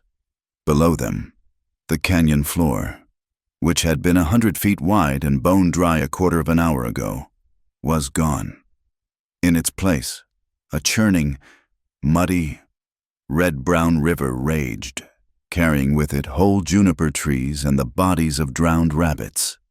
The sound was a deep, guttural thunder that shook the ground. They were halfway up the canyon wall, on a narrow ledge, when the earth beneath them gave way. The rain had found a crack, a weakness in the sandstone. With a groan that sounded like a dying giant, a 10-foot section of the ledge Leah was on simply dissolved. Her pony screamed as its back legs fell into the void. Leah was thrown, sliding down the collapsing wall of mud and rock. She clawed at the slick earth, her fingers finding nothing to hold. She stopped, her feet dangling over the raging water, her body snagged on the gnarled, exposed root of a cedar tree. She was 20 feet below Tazi, and the slope she was on was visibly crumbling, melting into the flood. "Do not move!" Tazi's voice cut through her panic. He was above her, his face a mask of desperate concentration. He was pulling the lariat from his saddle, his hands moving with incredible speed. The pony he was on was trembling, its eyes white, fighting to keep its footing on the dissolving ledge. "I cannot hold!" Leah screamed. The root was slipping. The mud was pulling at her. A heavy, wet hand. Tazi had the rope. He had no anchor. His pony could not hold both of them. He tied the rope around his own waist, bracing his feet against a nub of rock. He threw the other end down to her. It landed short. "It is not long enough," she cried, tears of terror and rain streaming down her face. Tazi looked at her, at the flood, at the crumbling rock. He made a choice. He uncoiled the rest of the rope, giving it the last few feet of slack it needed. To do so, he had to untie it from his waist. He looped it around the saddle horn of his terrified pony, but he knew the animal would panic. He had to be the anchor. He scrambled down 2 feet to a lower, more precarious perch, and braced his feet. He held the rope in his bare hands. "Grab it!" he roared. She lunged, catching the end of the rope. She wrapped it around her wrist, her other hand gripping it tightly. "Pull!" She tried to climb, but the mud offered no footing. She was dead weight. Tazi leaned back, the muscles in his back and arms straining, the rope cutting into his palms. He was a living anchor. He held her. Slowly, his moccasins slipping, he began to pull her up, one agonizing inch at a time. The ledge he was on started to crumble under his feet. "Tazi!" she screamed, as he slipped, dropping her 2 feet. He grunted, the sound a mix of pain and exertion. He found a new footing. He pulled again. As he hauled her the last few feet, his pony, mad with fear, finally bolted. It reared, screaming, and scrambled up the rocks, disappearing. The sudden jerk on the saddle horn, where the other end of the rope was still loosely looped, snapped the lariat out of Tazi's grasp. It also snapped the small buckskin pouch from his belt, the one his sister had woven, his hose-ho charm. Leah saw it. It hung for a second in the gray, rain-filled air, a small, dark shape before the wind caught it and tossed it into the flood below. It was gone. Tazi did not even look. His eyes were on her. He lunged, grabbing the front of her shirt with one raw, bleeding hand, and hauled her bodily onto the small, stable piece of rock beside him. They lay there for a long time, panting, the cold rain pounding on them. They were alive. They were trapped. They were soaked to the bone. and the thunder of the flood was the only sound in the world. He found a cave. It was barely a cave, more a deep overhang, a hollow in the rock scoured out by ancient winds, but it was dry. He pushed her inside, into the darkness, and then followed, collapsing at the entrance, his back to the storm, his chest heaving. The world outside was a gray sheet of violence. Inside, it was still and dark, smelling of dust and animal. Leah shivered, her entire body shaking with cold and reaction. Her teeth chattered so hard she could not speak. Tazi said nothing. He unslung the small pack from his back. Everything was soaked. He pulled out his flint and steel. His hands were raw, the skin torn from the rope. He could not get a grip. He struck the flint against the steel, his movements clumsy. No spark. He struck again, and again. Nothing. Leah watched him. She saw his frustration, a vibration in his shoulders. She crawled forward. "Let me," she whispered. He looked at her, then at his bloody hands. He gave her the set. Her hands were small, and though numb with cold, they were uninjured. She took the steel and the small, dark piece of flint. She struck them together, once, twice, on the third try. A bright, hot spark jumped. It landed on the tiny piece of char cloth he had held ready. The cloth glowed, a single red eye in the dark. Gently, tenderly, as if it were a newborn, she fed it the driest tinder from the bottom of his pack, blowing on it with a steady, soft breath. The red eye grew. A tiny, hesitant flame licked up. Tazi was already shaving bark from a dry stick he had found. He fed the flame. Within 5 minutes, they had a small, bright fire. It was the most beautiful thing Leah had ever seen. The fire pushed the cold and the dark back into the corners. They huddled near it, steam rising from their wet clothes. The silence in the cave was thick, broken only by the crackle of the flames and the distant, muffled roar of the flood. "You lost the pouch," Leah said, her voice quiet. "From your sister. I saw it fall." Tazi stared into the fire. His face was unreadable. "It is gone." "I am sorry, Tazi." "It was a thing," he said, his voice flat. "Things can be replaced."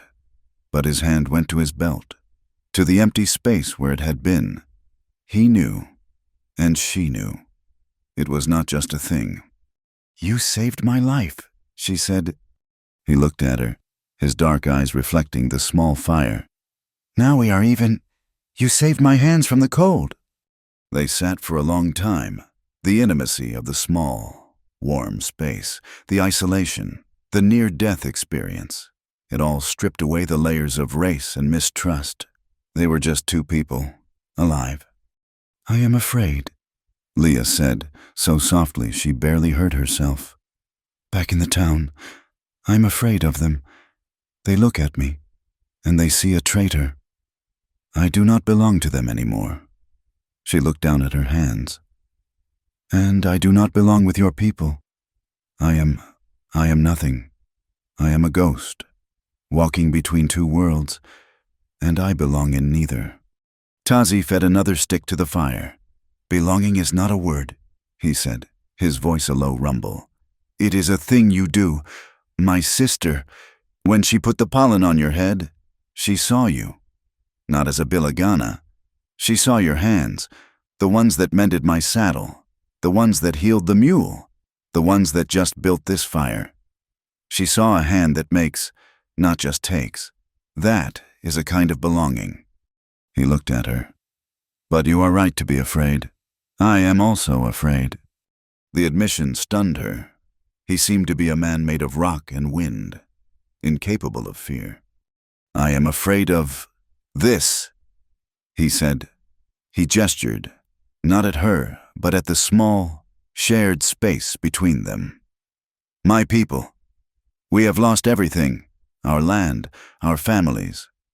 We have only our memory, our hozho, our way of being. That is what we are. If I let a Bilagana woman into my heart, into my fight, Do I lose that? Do I become like the ones who forget? Do I lose my people? He looked into the fire. It is a great fear, to save my land, but lose myself. Leah had no answer. She understood completely. His dilemma was as deep and real as her own. They were two people from different worlds, fighting the same enemy, only to find they had created a new, fragile world in this cave, a world that might have no place in the future. A shadow fell across the cave entrance, blocking the gray light. They both tensed, Tazi's hand dropping to his knife. It was Chaska. He was soaked, appearing as if he had been born from the rain itself. He held up a hand in peace and stepped in. He carried a rifle, and his face was a mask of grim, terrible news. "I went to the town to watch," Chaska said, his voice low. He looked at Tazi, then at Leah. "Brogan has her." Leah's heart stopped. "Who not Mistress O'Rourke?" Chaska nodded. "He took her from the kitchen an hour ago. He has her in his office. He is telling the town she is a conspirator, that she was hiding you, that she is helping the dying." Leah's breath left her. No, he cannot." "He has," Chaska said. "He has sent a rider out, a man with a white flag. He says he will hold her until the traitor Leah Whitcomb comes back. He wants the paper, the copy of the railroad book. He wants you to surrender." The world tilted. Kincaid was not just attacking the land. He was attacking her heart. He had taken her mother. "He will hurt her," Leah whispered, her body numb. "He will," Tazi said, his voice flat and cold. Leah looked at Tazi. The fire was dying. The roar of the flood was the sound of their time running out. 2 days, she said. "The blast is in 2 days." "Tomorrow," Chaska corrected. "The flood. It has weakened the new railroad bridge. They are afraid it will wash out. Kincaid is moving the blast up. He will set the charges tonight. They will blast at dawn." Dawn. It was already late afternoon. They had less than a day. The paper, the land, the water, all of it had just collided. "I have to go back," Leah said, standing up, her decision absolute. "I have to give him the paper. I have to save her." "If you give him that paper, he will kill you both," Tazi said, standing with her. "He will have no reason to keep either of you alive." "So what do we do?" she cried, her voice breaking. "He has my mother, and you. You have to stop the dynamite." Tazi looked at her, his eyes filled with a new, terrible fire. The fear was gone. The doubt was gone. "We do both," he said. He grabbed her arm. "This is the choice. The paper, the land, the water. Kincaid has taken Mistress O'Rourke. He holds her for the paper, but the real power is the land, the dynamite, and the water, the flood. It is our only ally. It is our clock. It has slowed him down, but it has also made him desperate." He turned to Chaska. "You know the high trail, the one that is above the flood?" Chaska nodded. "Go. Watch the sheriff's office. Watch Kincaid. Be my eyes." Chaska vanished back into the rain. Tazi turned back to Leah. His hands gripped her shoulders. "We split. It is the only way." "Split? I will go to the Blue Mesa. Now, I will climb the cliffs. I will find the dynamite. I will stop the blast. You—" He paused, his grip tightening. "You will go to the town. Alone, they will arrest me. They will kill me." "You will not go to Brogan," he said, his voice intense. "You will go to your allies, the doctor, the reverend. Brogan is a bully, but he is also a fool. He is holding Mistress O'Rourke in his office, in the open. He thinks he is smart, but he has made her a target. Kincaid is the snake. Brogan is just the rattle." "What do I do?" she asked, her mind racing, trying to keep up. "You will use your strength, your paper, the reverend, the doctor. They are the conscience of that town. You must find them. You must show them the truth.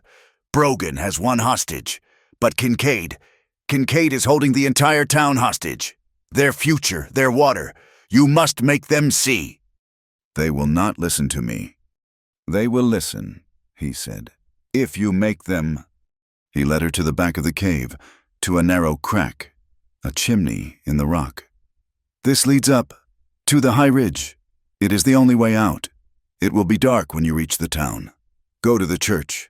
It is the only place he will not look first. Find your reverend. He gave her his knife. You saved my hands. Now I give you mine. Do not be afraid to use it. She took the heavy, sharp blade. Their hands touched. It was a promise. Go, he said. Do not run in the light. She climbed into the dark, and he turned and walked out of the cave, into the driving rain, toward the blue mesa. Leah ran. The night was a maelstrom of wind and water. She found the reverend in the church, not praying, but pacing, his face a mask of terror. Leah, thank God. Brogan has gone mad. He has Mistress O'Rourke. He says he will. He will hang her as a spy at dawn if you do not surrender. He will not, Leah said, her voice hard. She held Tazi's knife. He wants this. She pulled the soaked, copied ledger from her bodice. But he is not the one in charge. What do we do?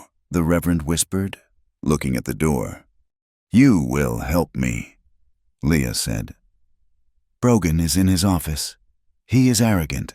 He thinks he has won. He is waiting for me to come to him. So I will. You cannot. It is a trap. It is a trap for him. Leah said, He wants me. He does not expect me to want him. He is waiting for a victim. She looked around the empty church, at the bell rope. But he is going to get a witness. You said you are a man of God. Now is the time to make a joyful noise. Meanwhile, Tazi climbed. The rain had made the red sandstone slick as glass. He climbed in the dark, his bare hands and feet finding holds that did not exist. He was not a man. He was a spirit of the rock. He reached the top of the pass just as the first hint of gray light touched the eastern sky. Below him, in the cut, Kincaid's men were working frantically by lantern light. The flood roared 1,000 feet below, but here they were safe. They were tamping the last of the charges into the boreholes. Tazi saw the main fuse line, a thick, tarred rope, leading from the central charge to a small dugout. He began to move, a shadow among shadows, his knife in his teeth. He reached the main line. He cut it. It was done. He smiled, a grim, cold smile, and then he saw it. Leading from a different borehole, a second line, thin as a wire, ran not to the dugout, but to a different spot, high on the opposite cliff. It was a secondary fuse, a backup, a coward's fuse. He had to cross the open cut to get to it. As he moved, a voice, dripping with amused contempt, cut through the rain. Well, look what the storm washed in. Tazi froze. On the ridge above the second fuse, silhouetted against the sickly gray dawn, stood Silas Kincaid. He was not alone.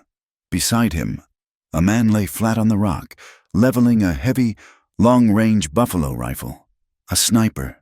The rifle was pointed directly at Tazi's chest.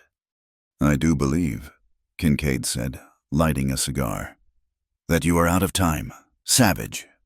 The world was black, a void of coal dust and terror. Leah and Mistress O'Rourke huddled in the suffocating dark of the cellar, listening to the splintering crash of the station house kitchen being torn apart above them. The posse, fueled by Brogan's lies and Kincaid's free whiskey, was not searching. It was destroying. He will burn the house down, Mistress O'Rourke whispered, her voice a dry rasp. Not yet, Leah breathed, her ear pressed to the trap door. They are leaving. I hear them moving toward the saloon. Silence fell, thick and heavy. After a full minute, Mistress O'Rourke pushed the trap door open. Gray, smoky light filled the hole. The kitchen was a ruin. He has lost his mind, Mistress O'Rourke said, climbing out, her face a mask of cold fury. He will not have this. You must get to the doctor. Get the ledger copy to him. I will delay them. No, Leah said. We go together. They slipped out the back door, into the alley. The town was chaotic. Men with torches moving in angry groups. They kept to the deepest shadows, cutting toward the rail yard, the only place to hide. A shout cut through the din. "There, by the water tower, it is them!" It was not the posse.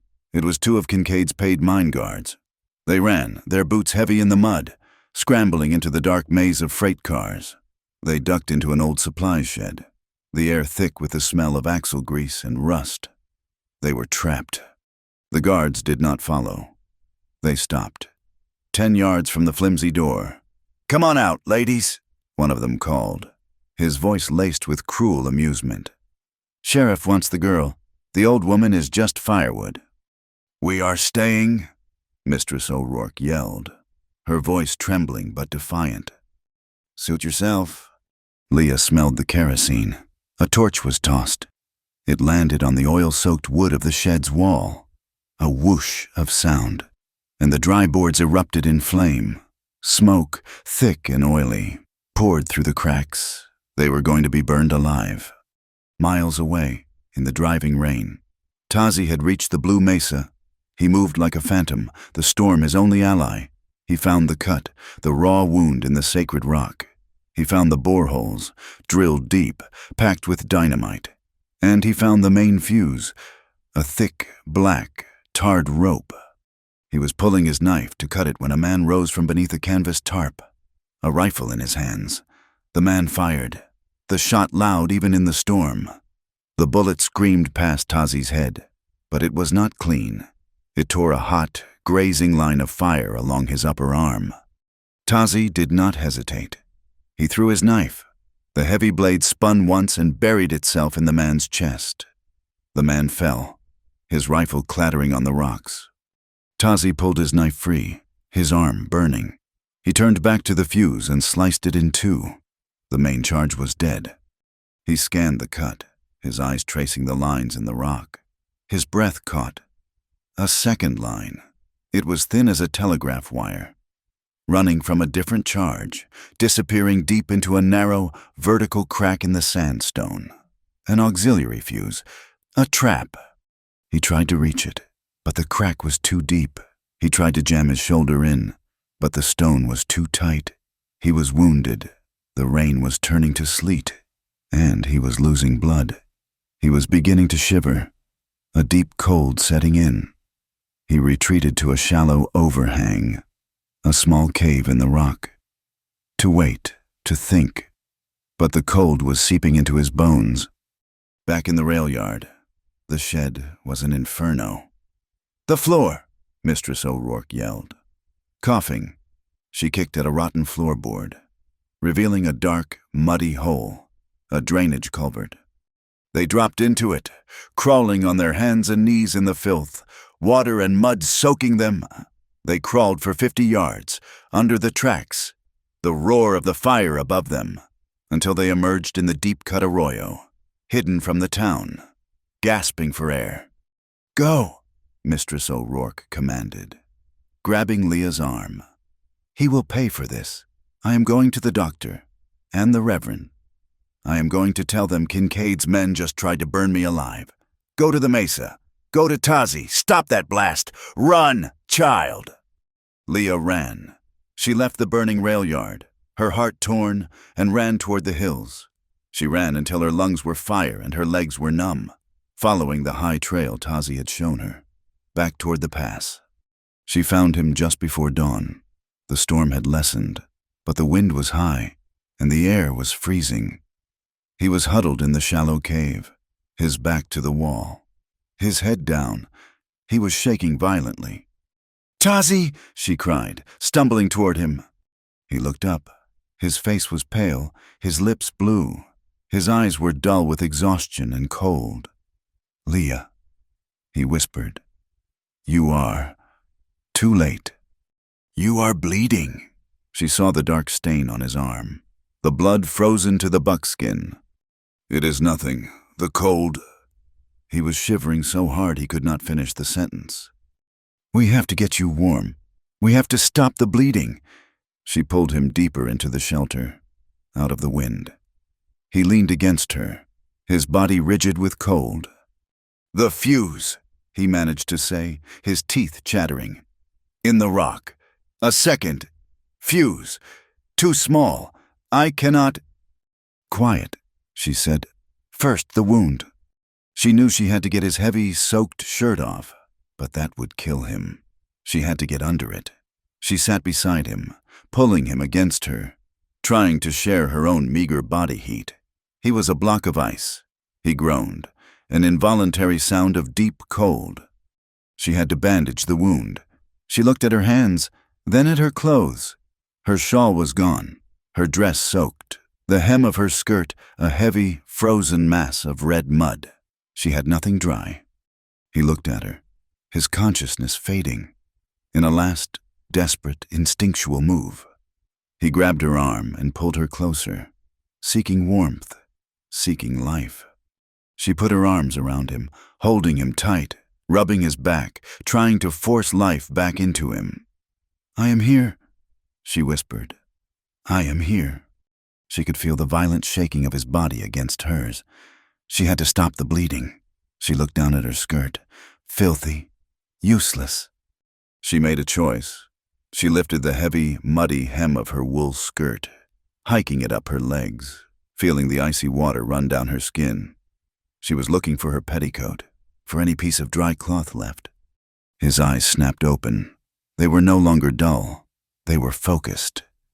He watched her, his shivering stopping for a single, sharp second.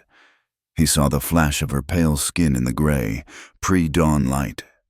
"Leah, what are you doing?" His voice was a harsh whisper. "I need a bandage," she said, her voice strained, her hands fumbling with the cloth. She found a dry, clean section of her cotton petticoat, high on her thigh, and ripped a long strip.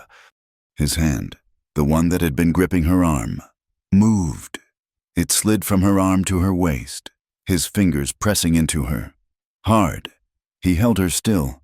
It was not the grip of a dying man. It was a question. His body was freezing, but his hand was a sudden fire. She stopped, her breath catching. She looked at his face. He was staring at her, his eyes dark and intense, all exhaustion burned away by a sudden, raw hunger. "I want to," she whispered, her voice shaking. She was not talking about the bandage. She was answering the question in his grip. His hand tightened, his fingers digging into her side, pulling her hips flush against him, holding her there as if he would never let go. She leaned in, her body trembling now for a new reason, and pressed the cotton strip against the bleeding wound on his arm. He winced, a sharp hiss of breath, but his eyes never left hers. The air in the cave was electric. It was colder than ice, and hotter than flame. He was still holding her waist, his grip unyielding. His voice was a low, hoarse rasp, a sound that was more vibration than word, so quiet she felt it rather than heard it. "You still want me to leave?" She looked at his hard, beautiful, desperate face. She shook her head, a slow, single motion. "No." She leaned in, pressing her forehead against his. His other hand, his good hand, came up. It cupped the back of her head, his cold fingers tangling in her wet hair, pulling her closer. He pulled her mouth to his. It was not a gentle kiss. It was a kiss of biting cold and sudden fire, of survival and desperation. It was a claim. It was the solidity of the rock and the heat of her fire and the truth of the storm. He held her, and he kissed her as if he were drowning, and she was the only air in the world. The gray light of dawn found them huddled together. The storm passed. The air was frigid, but the wind had died. They were calmer, the frantic energy of the night replaced by a quiet, exhausted resolve. "Leah," he said, his voice quiet. His arm was bandaged. The bleeding had stopped. What we did." "I know," she said, her voice firm. "It does not change what we have to do." "No," he said, turning to look at her. "It changes everything. When this is finished, I will take you to my sister, to the elders. We will speak the truth. I will not hide you. And I, she said, meeting his gaze, will speak to my town, to Mistress O'Rourke. We will not hide, either. It was a promise, heavier than stone. He stood, his body stiff. The fuse! They went to the cut. The pass was washed clean. He pointed. The narrow crevice was still there. The thin wire was still visible, deep inside. I cannot reach it, he said, his shoulder useless. I can, Leah said. She looked at the crack, then at her own hands. Still scratched and dirty, but small. My hands are small enough. She gave him his knife. Watch for me. She took a deep breath, turned her body sideways, and forced her arm, then her shoulder, into the freezing, narrow crack. The rock scraped her skin. It was tight, suffocating. She strained, her fingers stretching. Well, do not stop on my account, Miss Whitcomb. Silas Kincaid. He stood on the ridge above them, a heavy rifle in his hands. He was alone. It seems I have caught you, he sneered, quite literally, with your hand in the cookie jar. Step away from the wall. Savage. Tazi did not move. He shoved Leah deeper into the protective crevice. Stay down, he commanded. He held his knife, a useless weapon against a rifle. A shot cracked, not from Kincaid, but from the opposite ridge. A bullet struck the rock near Kincaid's feet. Chaska! Tazi yelled. Get him! Kincaid roared, ducking behind a boulder. Sheriff Brogan appeared on the ridge next to Kincaid, his face purple with rage. I see you, you treacherous whore!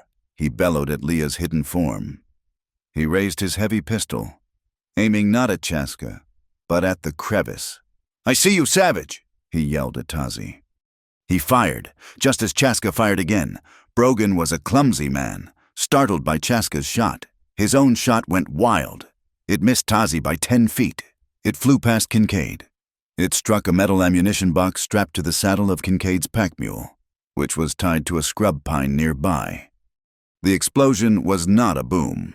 It was a sharp, deafening crack. The box of blasting caps and rifle cartridges erupted. The mule screamed, dissolving in a shower of shrapnel and smoke.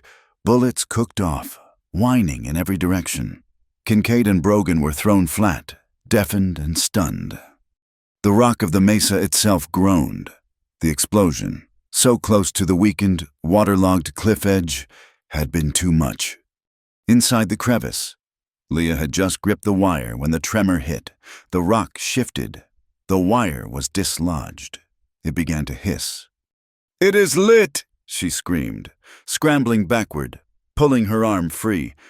Tazi saw the thin wisp of smoke puffing from the crack. He did not hesitate. He grabbed her arm. Run! He hauled her away from the edge, pulling her toward the boulders where Chaska was providing cover.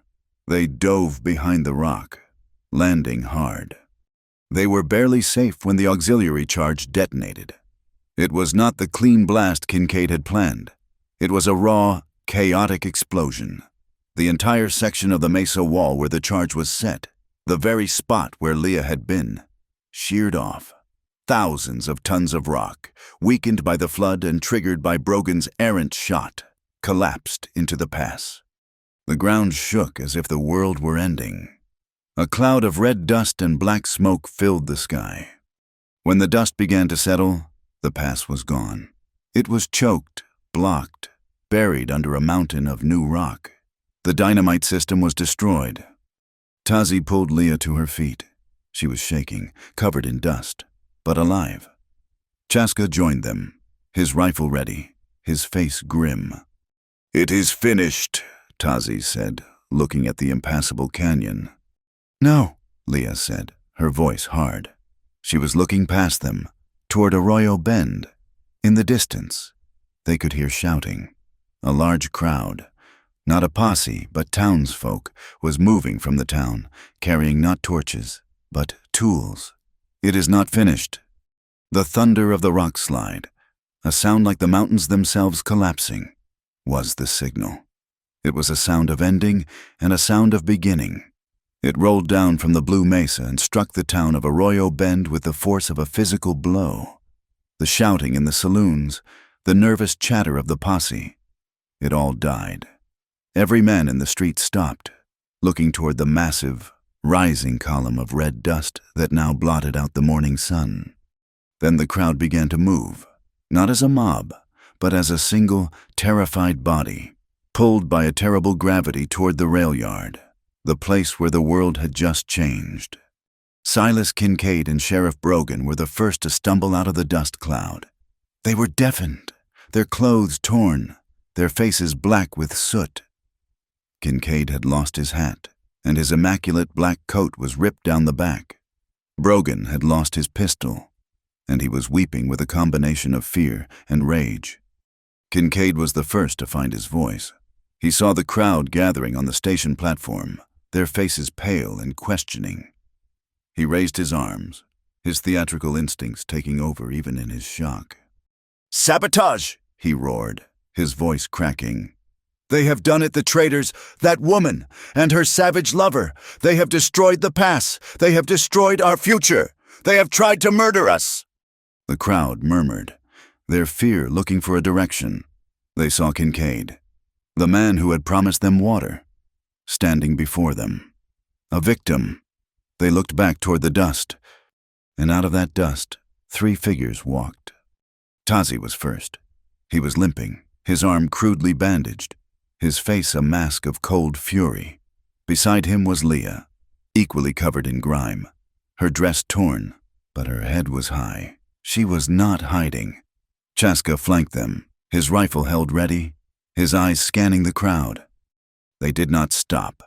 They walked straight through the stunned townsfolk, who parted before them, and mounted the station platform, placing themselves directly in front of Kincaid. "You are a liar," Leah said.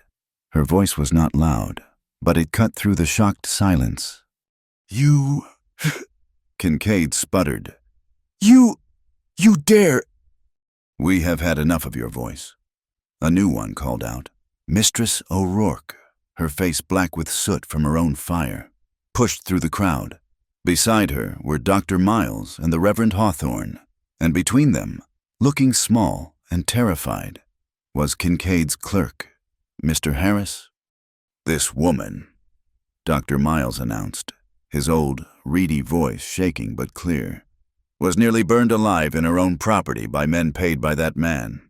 He pointed a trembling finger at Kincaid. The crowd gasped. They looked from Kincaid to Mistress O'Rourke, a woman they had respected for years. "It is all lies," Brogan bellowed, finding his courage now that he was surrounded by townsmen. "They are in it together, a nest of traitors. That girl is a wanted criminal." "She is a witness," the Reverend said, stepping forward. He held a small, leather-bound book.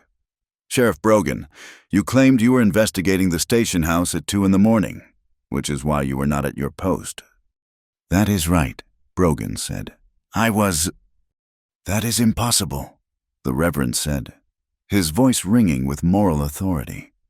"Because at 2 a.m, I was in the church, ringing the matins bell. The storm, I thought, was a sign of judgment. I rang it for a full 5 minutes. The entire town heard it, but you, Sheriff, did not, because you were not here. You were, however, seen at the post office at 10 o'clock, seizing federal property under false pretenses." Brogan's face went from purple to white. His alibi, the one he had built his entire lie upon, was gone. "And I have this," Leah said. She held up her neatly copied ledger. A copy of the railroad's own shipping log. It proves Sheriff Brogan did not seize the dynamite. He held it, on Kincaid's behalf. It proves the railroad superintendent, Mr. Dunham, approved the shipment. It proves this was never about a wagon road. It was about a conspiracy to defraud this territory. She then held up her own journal. "And this is my translation of the real boundaries, the ones given to me by the Dine elders, the ones this man..." She pointed at Kincaid. "Paid to have erased." "Her book," a man in the crowd scoffed. What is that? It is the truth, Leah said. It matches the land. It matches the ceremonial rock. It is the law. It is nothing, Kincaid roared. It is paper. I have the court seal. I have the deed. You have a forgery, Mr. Harris cried, finding a burst of desperate courage. He stumbled forward. He made me do it. He had a duplicate seal made in Santa Fe. He called it a ghost contract. The confession hung in the air, absolute and damning. The crowd was no longer a confused mass. It was a single, furious entity. It turned slowly to face Silas Kincaid. At that exact moment, a train whistle cut through the tension. It was not the chugging of the work engine. It was a long, clear, powerful whistle. A passenger train, running 2 hours late because of the storm, was pulling into the station. The train hissed to a stop. A man in a clean, dark suit, a starched white shirt, and a string tie stepped onto the platform. He was an older man, his face clean-shaven, his eyes sharp and intelligent. He looked at the armed crowd, the soot-covered men, the furious woman, and the terrified clerk. "My name is Judge Elias Thorne," he announced, his voice the calm, unquestioned voice of federal power. "I am a circuit judge for this territory, and I would like to know what, in God's name, is going on here." This was the moment, the balance of power, which had teetered between a mob and a liar, swung. It swung toward the law. Sheriff Brogan knew it. He saw the judge. He saw the angry crowd. He saw Tazi, who was watching him with cold, dead eyes. He was a trapped animal. He panicked. He lunged, not for his pistol, but for Leah. He grabbed her from behind, pulling her tight against his body, his thick arm crushing her throat. He had found a deputy's gun on the platform, and he pressed its cold metal barrel to her temple. "Stay back," he screamed, his voice a high-pitched shriek. "All of you, I am the law here. She is my prisoner. She is a traitor. We will have order." The platform went silent. Mistress O'Rourke let out a small, strangled cry. Tazi held up his hands. His wounded arm throbbed, but his face was calm. He let his knife drop from his belt. It clattered on the boards. "Sheriff Brogan," he said, his voice steady, reasonable. "You are right. You are the law. You do not want her. She is just a woman. She is confused." He took a step forward, his hands still raised. "You want me. I am the savage. I am the one who cut your fuse. Let her go, and you can have me. I will not resist." Brogan's eyes, wild with fear, shifted to Tazi. He was the one, the warrior, the real threat. "That is right," Brogan snarled, his grip on Leah loosening just a fraction as his attention moved. "It is you. You are the one." Tazi's eyes flickered, just for a second, to a spot behind the sheriff. It was the signal. Chaska, who had used the arrival of the train to circle the platform, moved. He did not run. He launched himself from the side, a silent, low shadow. He hit Brogan at the knees. Brogan's legs buckled. His arm flew up, the gun firing a single, harmless shot into the sky. Leah was thrown free, collapsing onto the platform. Chaska was on Brogan's back, his knife at the sheriff's throat, before the man could even make a sound. It was over in a second. The crowd roared, but they were not looking at Brogan. They were looking at Kincaid. Kincaid saw the shift. He saw the judge. He saw his sheriff down. He saw the faces of the townsmen, the men he had lied to, the men he had called friends, now twisted with rage. He was alone. His power, built on paper and lies, had vanished. He ran. He shoved the judge aside, leaped from the platform, and ran for the only escape he had, the work locomotive, which was sitting on the spur, its firebox still lit, steam hissing from its pistons. He clambered into the cab, shoving the stunned engineer to the floor. "Move! Get it moving!" he screamed. But Tazi was already moving. He did not chase him through the crowd. He ran along the platform and leaped, his good arm catching the iron ladder of the coal tender. He pulled himself up onto the roof of the train. Kincaid, seeing he could not get the train started, looked up through the cab window. He saw the dark, grim face of the Navajo warrior looking down at him with a roar of pure animal fear. Kincaid grabbed a heavy, oil-soaked wrench from the toolkit and climbed out onto the narrow walkway, then up onto the roof of the engine. They faced each other on the slick, curved iron roof of the locomotive. The final battle. Kincaid was a big man, his black coat flapping in the wind, a dark, frantic bird of prey. He raised the heavy wrench. "I built this town," he screamed. "I will kill you." Tazi stood steady. His wound was a dull fire in his arm. His sister's pouch was at the bottom of a river. But Chaska, that morning, had pressed something into his hand, a small, smooth river stone, wrapped in a scrap of blue wool, a piece of the land, a new blessing. He touched it at his belt. Kincaid lunged, swinging the wrench in a wild, heavy arc. Tazi dodged, the metal whistling past his ear. He was a warrior. Kincaid was a businessman. Tazi was patient. He let Kincaid swing again, his rage making him clumsy. Tazi feinted, a quick move to his left. Kincaid, thinking he was running, followed. He stepped back, onto the curved, hot metal of the piston housing. It was the exact spot where the engineer, just an hour before, had spilled a heavy dose of axle grease. Kincaid's boot found no purchase. His foot shot out from under him. He was a man defined by his own machines, his own progress, his own oil. His greed, made slick and real, was his undoing. He shrieked, a high, thin sound. He pinwheeled his arms, the wrench flying from his grasp. He slipped, his body sliding down the curved boiler. He tried to grab a handrail, missed, and fell, crashing heavily onto the iron coupling between the engine and the tender. Tazi dropped down. Kincaid was not dead. He was groaning, his leg bent at a terrible, unnatural angle. He was broken. The platform was silent. Judge Thorne walked forward, followed by two men from the train, his own deputies. They pulled the whimpering, defeated Sheriff Brogan to his feet and cuffed him.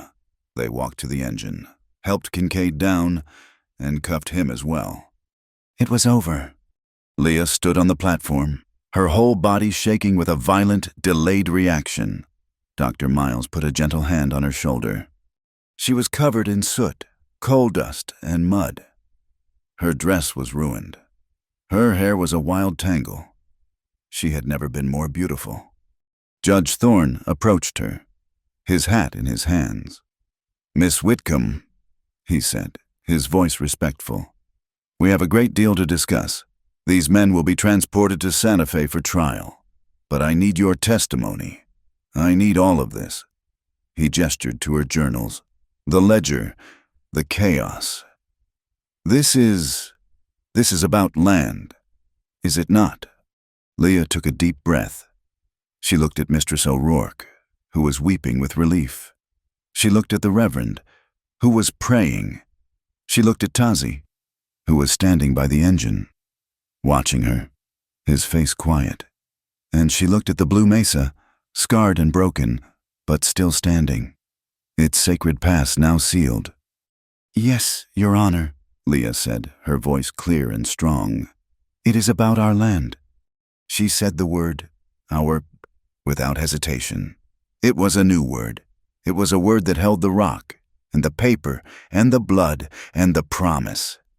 It was the truest word she had ever spoken. The rail yard platform was no longer a platform.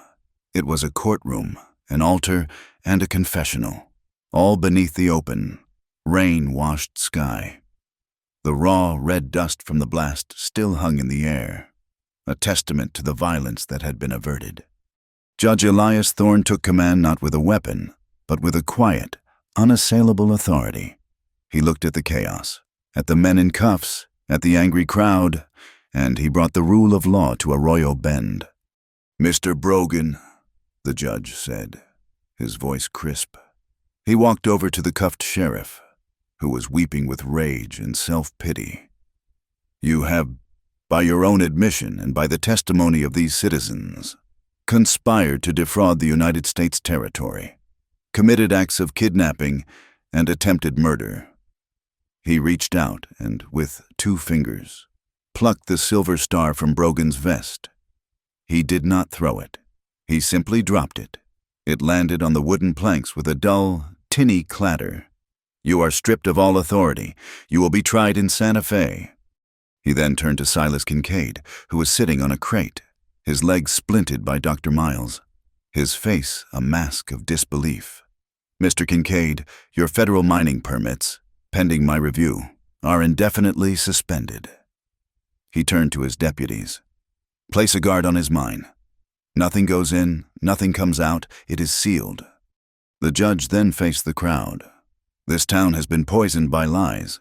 He said, now, we will have the truth.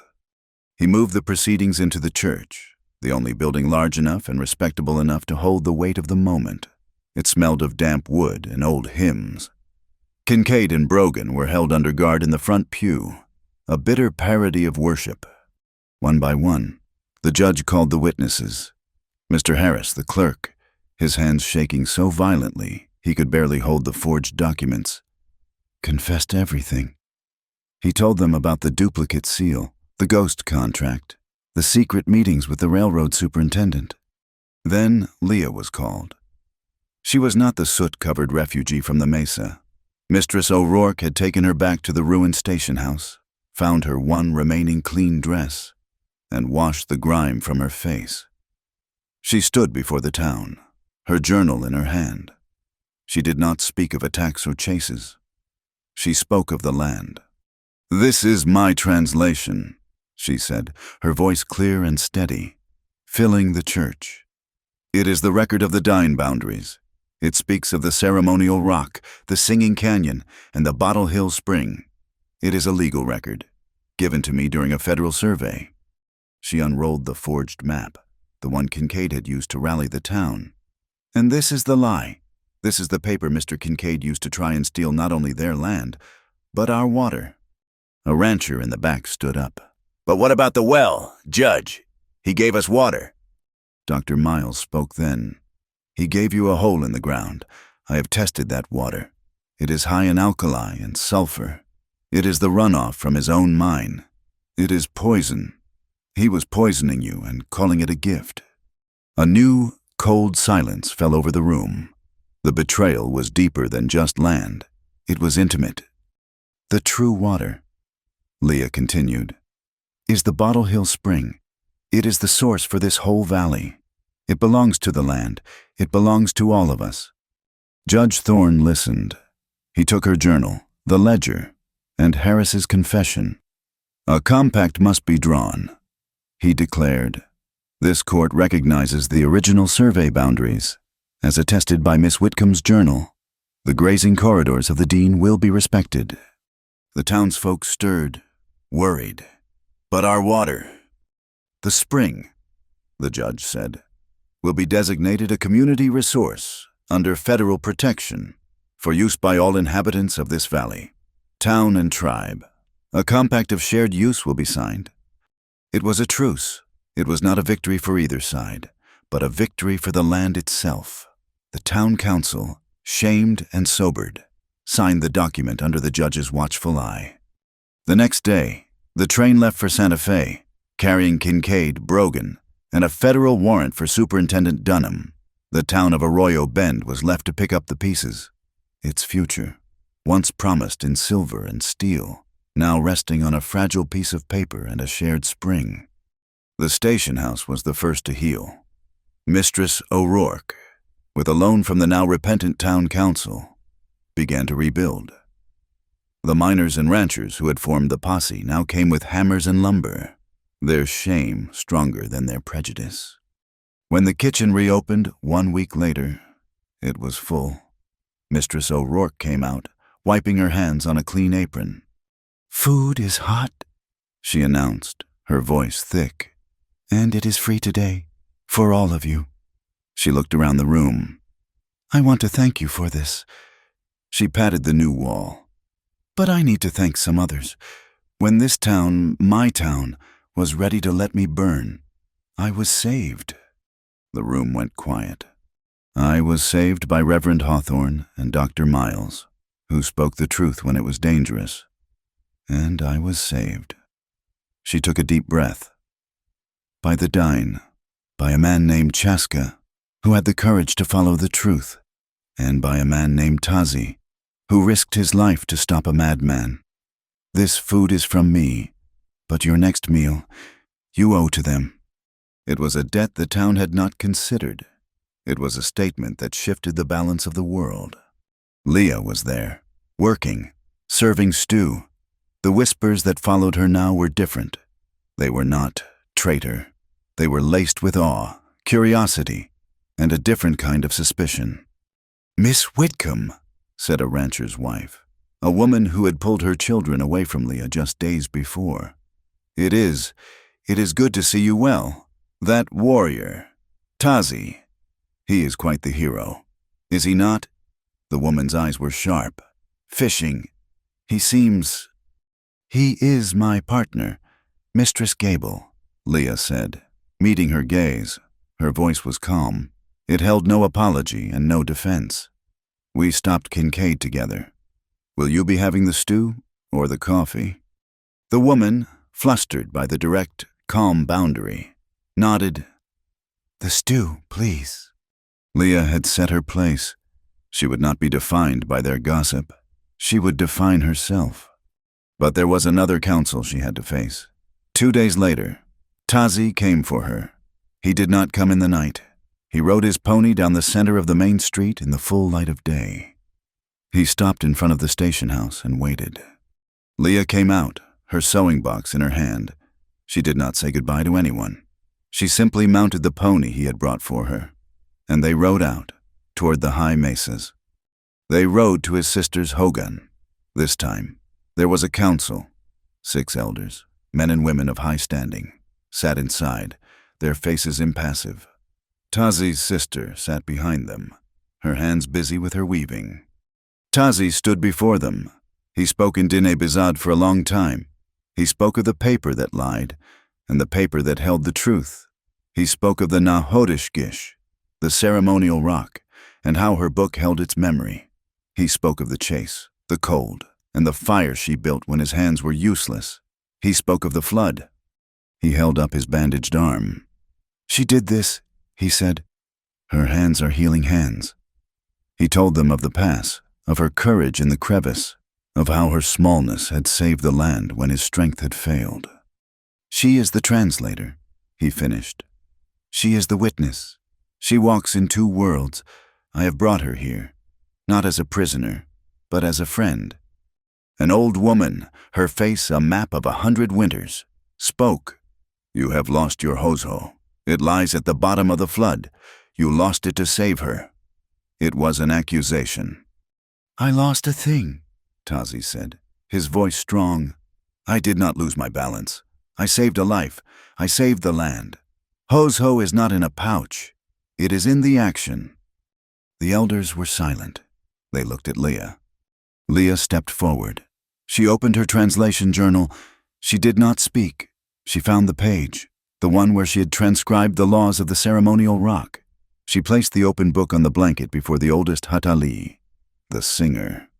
The old man looked at the book. He looked at the neat, careful script. He could not read the English, but he recognized the shapes of the words she had created for his language. He traced the lines with one finger. He looked up, his eyes sharp. He saw her. "This is Diné Bikeya," he said, his voice like gravel. "It is our land. Your paper helped us keep it. For this, we are grateful. You have a name here, Naltsusani, old paper. It is a name of respect." He nodded to her.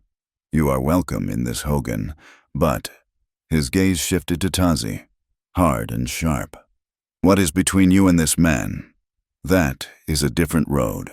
It is a hard road. You must walk it carefully. You must not bring imbalance to our people." It was an acceptance, but a fragile one. A beginning, not an end. When they returned to Arroyo Bend, the town was different. Chaska was in the mercantile. Not buying, but talking to the ranchers. He was, by unanimous agreement, the new water liaison. He was the only man both sides trusted to ensure the compact at Bottle Hill was honored. Tazi did not stop at the station house. He kept riding, up toward Bottle Hill. Leah rode with him. The scar Kincaid's men had left was still there, a raw wound of upturned earth and dying scrub. The spring itself was muddy, choked with debris. Tazi dismounted. He had brought a bundle wrapped in wet cloth. He unwrapped it. It was a young cottonwood sapling, its leaves a pale, hopeful green. He took his knife, the weapon that had saved him, and he used it to dig a hole in the wet earth, near the mouth of the spring. He dug past the scarred land, deep into the clean, dark mud. Gently, he planted the sapling. He firmed the earth around its base. Leah brought water from the spring, the clean water, in her cupped hands, and poured it at the roots. It was an act of healing. It was a promise.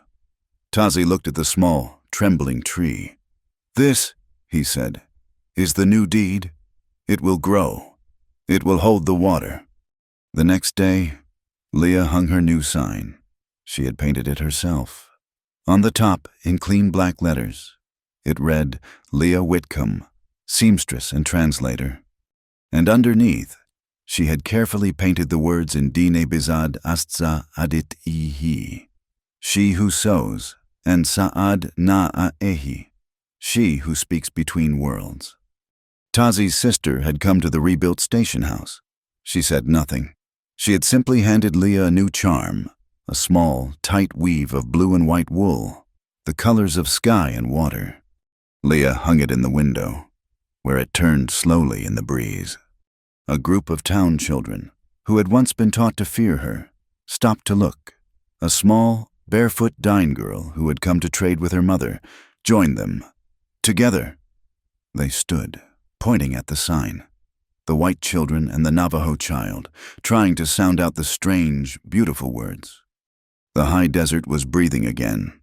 The storm had passed, leaving the air washed clean, sharp with the scent of wet sage and the deep, rich smell of minerals rising from the damp red earth. The sun, which had been an enemy for months, was now a friend. Sinking low and painting the blue mesa in colors of deep violet, apricot, and blood orange, the rock slide that choked the pass was a raw, fresh scar. But in the evening light, it looked less like a wound and more like a boundary, a final, emphatic statement from the land itself. Leah and Tazi stood near the Bottle Hill Spring. The water, no longer choked by Kincaid's digging, ran clear and cold over the stones. The tiny cottonwood sapling Tazi had planted stood trembling in the slight evening breeze, its new leaves a startling, impossible green against the red rock. They had been silent for a long time, watching the colors change, the chaos of the town, the judge, the trial, the rebuilding. All felt distant, like a loud noise heard from miles away. Here, the only sound was the wind and the music of the returning water. "They still watch me," Leah said, her voice quiet. She did not look at him, but at the town, a small collection of lights beginning to glow far below. "The whispers are different now. They are not traitor. They are the Navajo's woman. I am not sure which is worse." She wrapped her arms around herself. "I am still a ghost. Tazi, I do not truly belong to them. And I do not belong to you." Tazi turned his gaze from the mesa to her. He had a new charm at his belt, the small, blue and white weave his sister had given Leah, which Leah had pressed back into his hand. "Hosho," she had said, "balance." "My people watch me, too," he said, his voice a low rumble. "The elders, they are grateful for the land. They respect Naltsu's Sani. But they look at me, they see my wounded arm. They remember I lost the old blessing." He paused, looking at the clear water. "The fear I spoke of in the cave. It is not gone. To bring an outsider into our way, it is a great risk. It could bring imbalance." A cold stillness settled between them, the truth of their worlds, separate and demanding. was as real as the rock under their feet. "Then we cannot," Leah whispered, her heart aching. "We cannot be what we were in the storm." He turned to her, and his eyes were dark and sudden. "No," he said, his voice sharp. "We cannot hide what we were. Hiding is the imbalance. Hiding is what Kincaid did. Hiding is a lie." He stepped closer to her, and the space between them became charged, just as it had been in the cave. "I made a promise to you. I made a promise to my sister, that we would speak the truth, that we would not hide." "But how?" she cried, her voice full of the frustration of their two worlds. "I cannot live in your Hogan. You cannot live in my station house. We are paper and rock. Tazi, we do not mix." "We do," he insisted. He reached out, not to grab her, but to gently touch the new woven sign on her shop, the one she had shown him, the one with 2 languages. "You have already mixed them. Paper that holds the truth, a rock that holds a memory. They are the same." He looked back at the spring. "We cannot run, not backward to my world, or forward into yours. We must stay, here, in the middle, where the water is." He was right. The easy path was to flee, to become a story, a romantic tragedy. The hard path, the ho-ho path, was to stay, to do the work. "We stay," she said, her voice gaining strength. "I will keep my shop. I will be the translator." "A translator is a bridge," he said. "The town needs a bridge. My people need a bridge. They trust you. We need a trading post, a real one. Not Kincaid's den of thieves. A place for my sister's blankets and Mistress O'Rourke's flour. A place of fair trade." Leah's mind, so practical, so quick, seized the idea. "Yes, a new trading post. We could build it here, near the spring. A place of peace. A place for both." "And a school," Tazi said, his gaze distant, looking at the children he had seen in the town, the children he had seen in his own camp. "My people must learn to read the white man's paper, or they will always be cheated. And your people must learn to read the land, or they will always be thirsty." "A school," Leah breathed, the idea taking root, as real and vital as the cottonwood sapling. I could teach the English. You could teach the land."